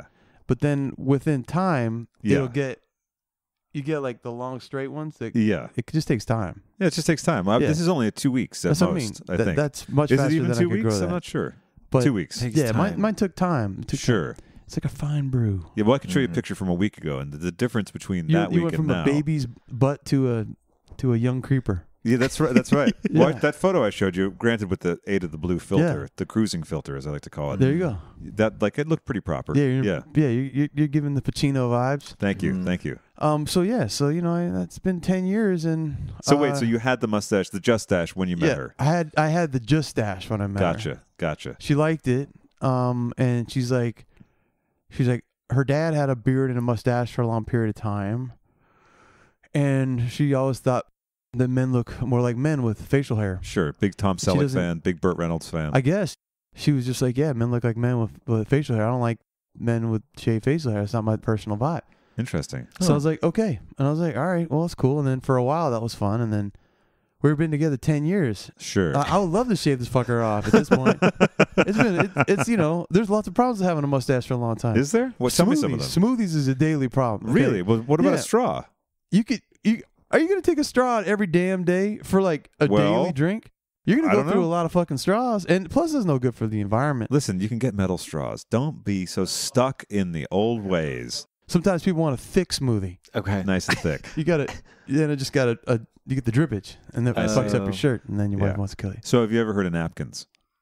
You can, but then you're going through napkins again. So this is you fucking up the environment one Craig at a time. That's what I've heard. The tag is wasteful. You got metal straws, you got plastic straws, you got paper towels, you're going through all this shit. Yeah. No, I'm kidding. Just for a goddamn mustache. And meanwhile, I'm getting stains all over my fucking shirt.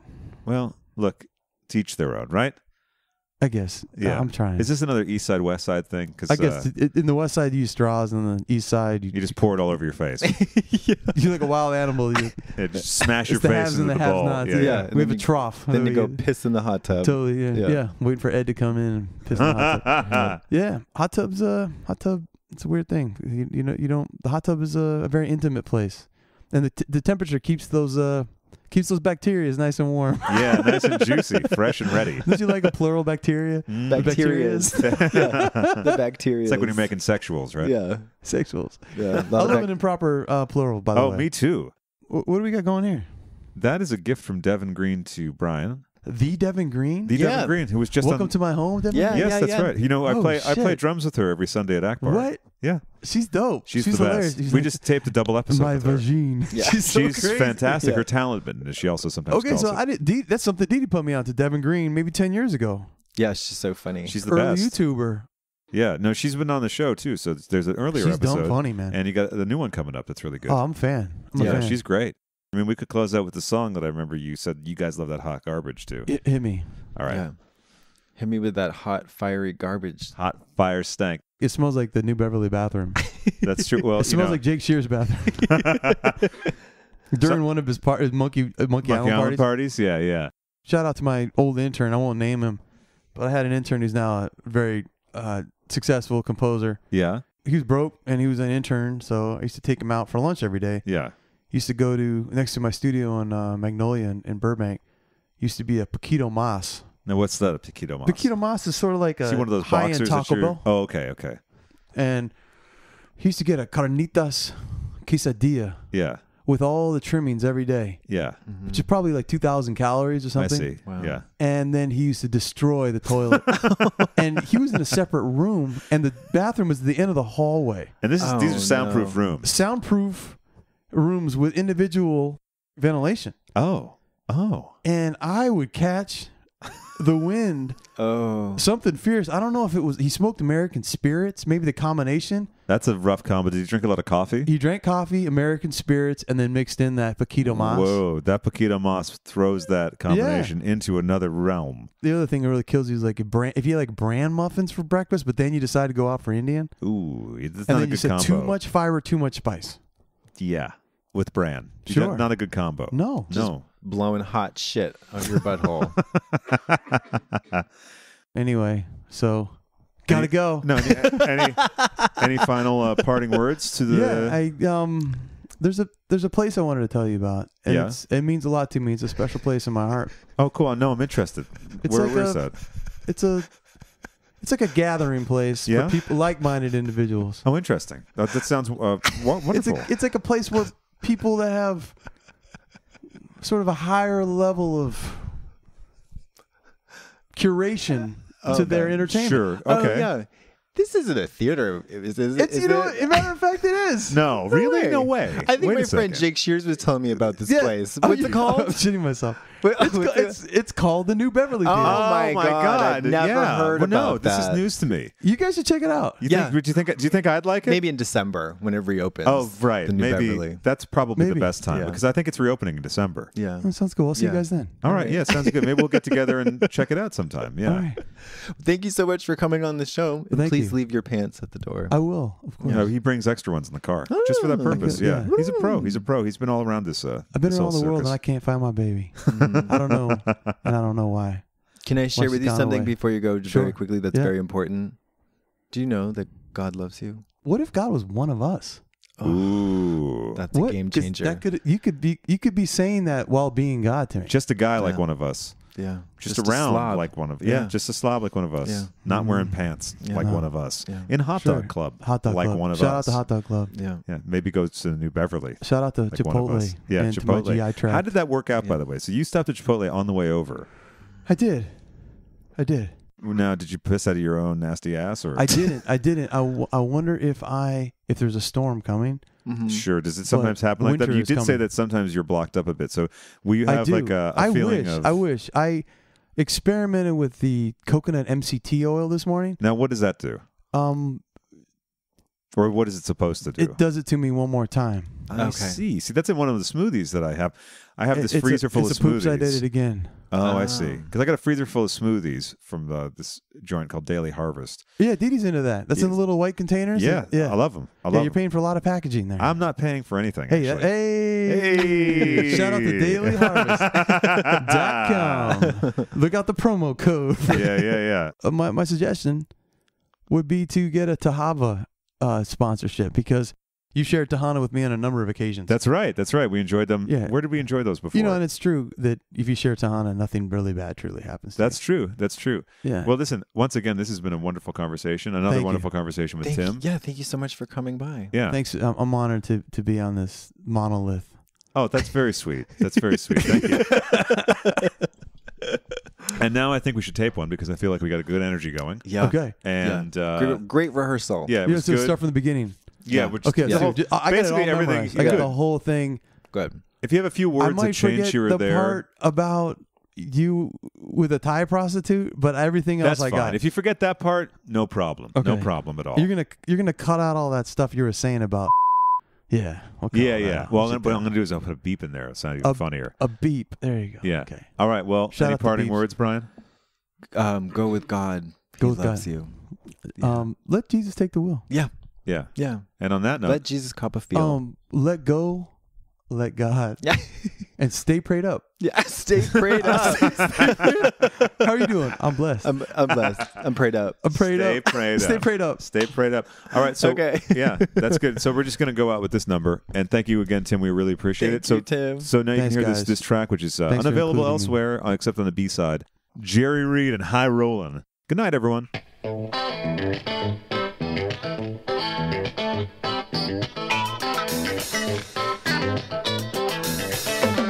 When a many mile of highway is rolled underneath these wheels, and many times I've had to stand and fight for what I feel.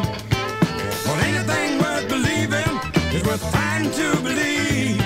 And you can't trust lady luck to tuck those aces up your sleeve. Cause when you're high rolling, you play the cards and you bet it all. When you're high rolling, you just let the chips fall. Brother, take that wheel of fortune in your hand and stand by what you stand for as a man.